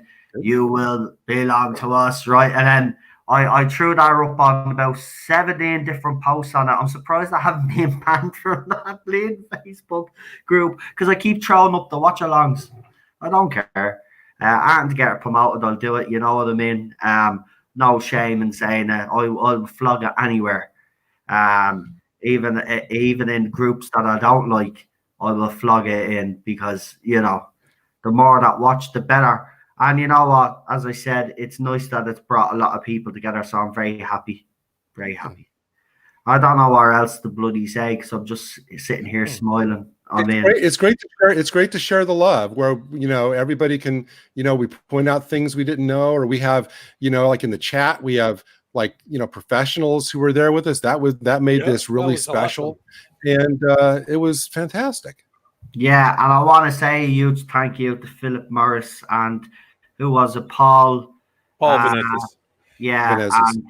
and was there one other person as well? Am I missing someone, or was it just those Internet two? gas leak. There was. I thought there was. Oh, and then one. while you're looking at that, a really quick plug, especially since Rabbi at the very beginning of the stream today mentioned Minuet in Hell over on Blue Bonnet's channel. Every week we get together and we do reviews of Big Finish, and we started with the we've been doing the Paul McGann's in order, and actually tomorrow we are doing Minuet in Hell. Not a live listen or anything, but just like a panel review of it, because we do panel reviews. Those aren't live listens; those are like panel reviews. Right. But if you want to listen to it today, I know that the Spotify link is up on Blue Bonnet's page if you want to listen, and then come join us for our discussion of it tomorrow over on Blue Bonnet Hoovian's channel. All right, but I'm on here tomorrow night. But if we can work out both, I'm up for both. I'm always up for both. Yeah. Oh well, yeah. I mean, I didn't want to. Yeah. Anybody that talk about Big Finish. Like I'm always like, you ever want to talk about Big Finish? I did. Yeah, just wind me up. Yeah. Tell me That's a controversial one. Streams are on. That one's a controversial one for sure. Yeah. Well, those American accents are really bad. They're really objectively bad. Fine, I got to go to bed. You know, as everybody knows, on those, right. you like my sleep. Yeah, we might as well listen. I think we've said all we've needed to say. As we said, next week is the chase, so I'll get moving on some stuff tonight and try get something up on the channel just to make everybody aware. But listen, I would like to thank all of my guests tonight. Rabbi, thank you very much. Before you leave, though, give your channel a quick plug and let us know what you have coming up. I'm sure somebody we can throw it up in the chat. What am I doing this week? I don't know. I have to find out what outrages have happened during the week. I've got to. Okay. You know what? I've nearly finished listening to, and it's really good. A really strong recommend is the Donna Noble series they did from Big Finish. This is exactly what the BBC is doing.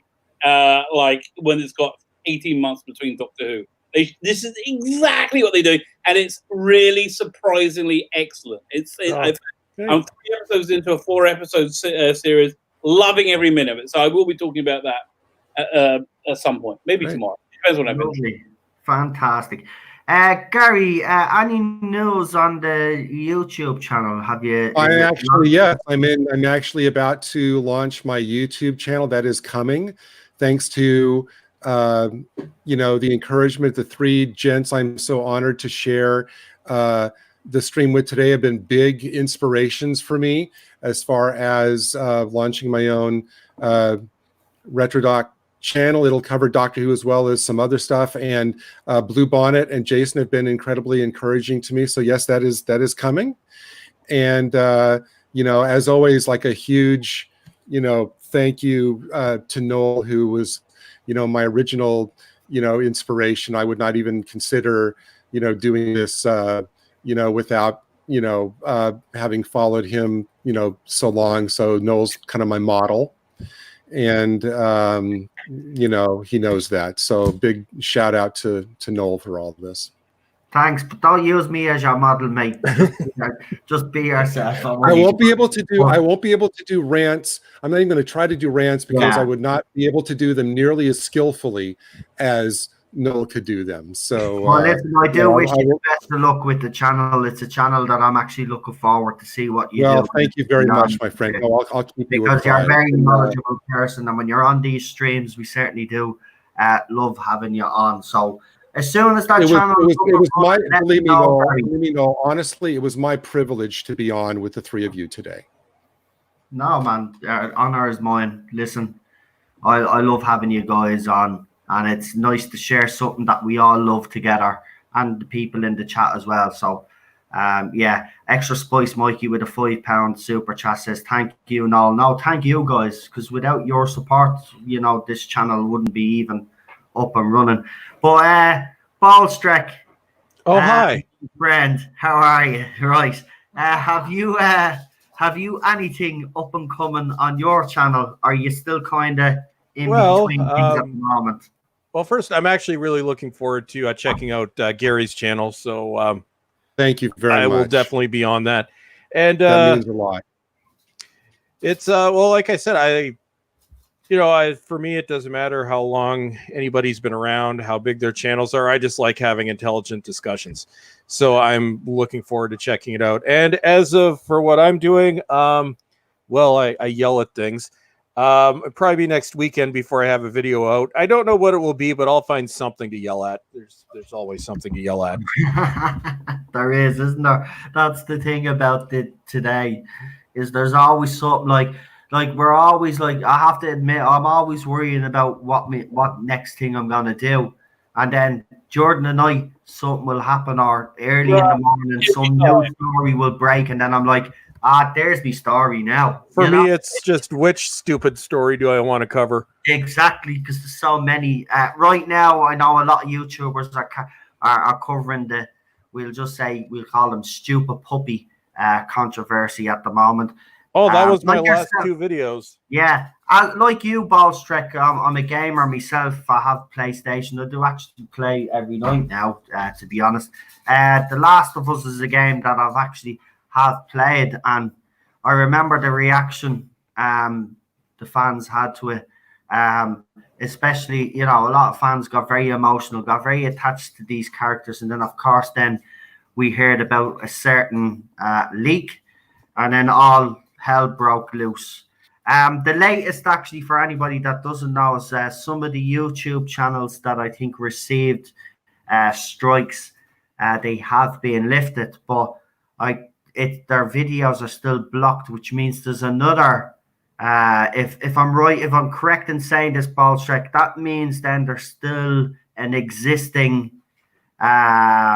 strike or something on the video. Isn't that what that means? So it wasn't just puppy. It could be removed completely, or it could still be a copyright claim or a content ID claim, which is a little bit different. But yes, regards the company and the game, which shall not be mentioned. Yeah. Even the Quartering covered this yesterday. Another bit of information is you get to kill dogs, and anybody who knows me knows I have an issue with that. You get to kill dogs and then listen to their owners cry. Wow. That on its own is it's one of your enemies in game which shall remain nameless. So don't strike this video. We'll say I'm speaking hypothetically, but I'm not. So you get attacked by dogs who are just defending their owners. Then you kill the dog, and then you listen to the owner cry. I'm like, it's so as the Quartering said, is this game made for psychopaths? It's just I would not buy this game from the bargain bin for $1. Yeah. Actually, I wouldn't take money. Are you going to buy it to review it though? Because I was thinking this as well. I know if you haven't seen the leaks, right, or heard of the leaks, trust me, there's plenty of YouTube channels that we're talking about, but unfortunately, because of the situation now, we can't really discuss what the leaks entailed. But what I can say is, before all of it, I have heard. And let's just put it this way: they had a chance, right? This game is considered the first one anyway. Is considered one of the best games of all time, right? And they had a chance, and they really did. They don't realize they had a chance. This was a much anticipated sequel. Fans have been crying out for years, right? And then the leaks came out, and trust me, we thought TV or movies, it was bad enough that this kind of rhetoric was getting into our entertainment, but it looks like it's starting. Well, I won't say it's starting. It's starting to take a grip on the gaming industry, and unfortunately, there's a lot of politics going on in the games now, which ruin gaming experiences. I don't think these developers and these people that create these games actually understand that for us, it's about entertaining us. It's about getting against the characters. And when you kill off, I don't know if I can actually say this, but I'm going to say, but when you supposedly kill off one of the main characters at the very We'll start. call him Jack. His name's Right. Jack. Yeah, but Jack, by a Karen character, let's just say, well then, you've already lost your fandom right there and then. And then you commit get away. It's ridiculous. That's all I'll say. By a Karen who's gone through a defeminizing machine. Okay, guys, I gotta go to bed. Okay, I gotta take off too, man. Right. Well, listen. Yeah, we'll leave it at that anyway. So, Ballstrek, thank you. Well, I'm gonna go back to do my thing here in America. So I just hope that y'all have a great weekend. I hope you have a great weekend. That was my imitation of Captain Hopper. Too convincing. In America. I won't do it again. Cheryl's face. I can just feel it here. Is cringe. Oh, no. One very last thing before you go, since I didn't know Cheryl was still there. One of the early things, and she doesn't know this either, one of the early things that's going to be on my channel, it's going to be the very long-awaited panel with Cheryl will be coming on maybe as one of my first guests, and it will be the debut of the Grease 2 panel with myself and Cheryl on my channel, Noel, on my channel. Well, do you know what? You'd probably never thought you'd hear me say this, but I forbid it. Well, by the way, Gary, get out of my brain because I was literally. There's only one Grease. There's only one. Listen, there's only one Grease movie worth talking about, and that's Grease 1. Okay, you can stop talking now. Right. We're going to leave it at that anyway because we could go on all night with this. Thank you, Cheryl. Thank you, Cheryl. Sorry, I'll say Retro Doc. Thank you for joining us. Pleasure having you on. See you next week, my friend. Rabbi, we'll talk to you tomorrow for the empty child, my friend. Good night. I will see you tomorrow, my friend. Yes, excited. And Ballstrek, as always, thank you. Pleasure as always. And we will talk to you soon as well. And thank you for all the support as well. Really appreciate it, guys. Thanks, and have a good night, y'all. Good night, one and all. Good night, guys. Good night. And to everybody in the live chat, I just want to thank you all for showing up. I hope you have enjoyed this fantastic stream. I really have. And, a few weeks ago, I said we probably had one of the best streams that we've had in a while. This one is up there as well. I really had a good time. And Extra Spice Mikey, thank you for the super chat. I really appreciate all the support. I know everybody is struggling at the moment, whether it's with our mental health, financially, or whatever. We're all struggling now at the moment. We are united, says Problem Being. We are.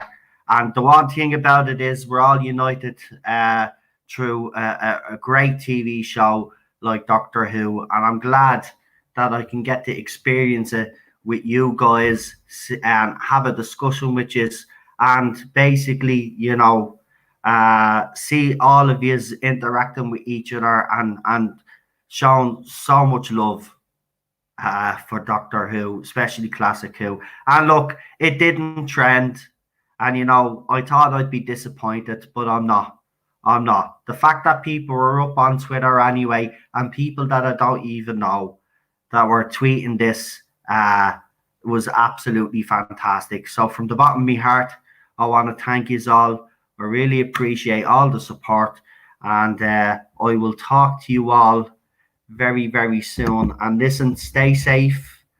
We'll be back tomorrow anyway. We have another watch along for you.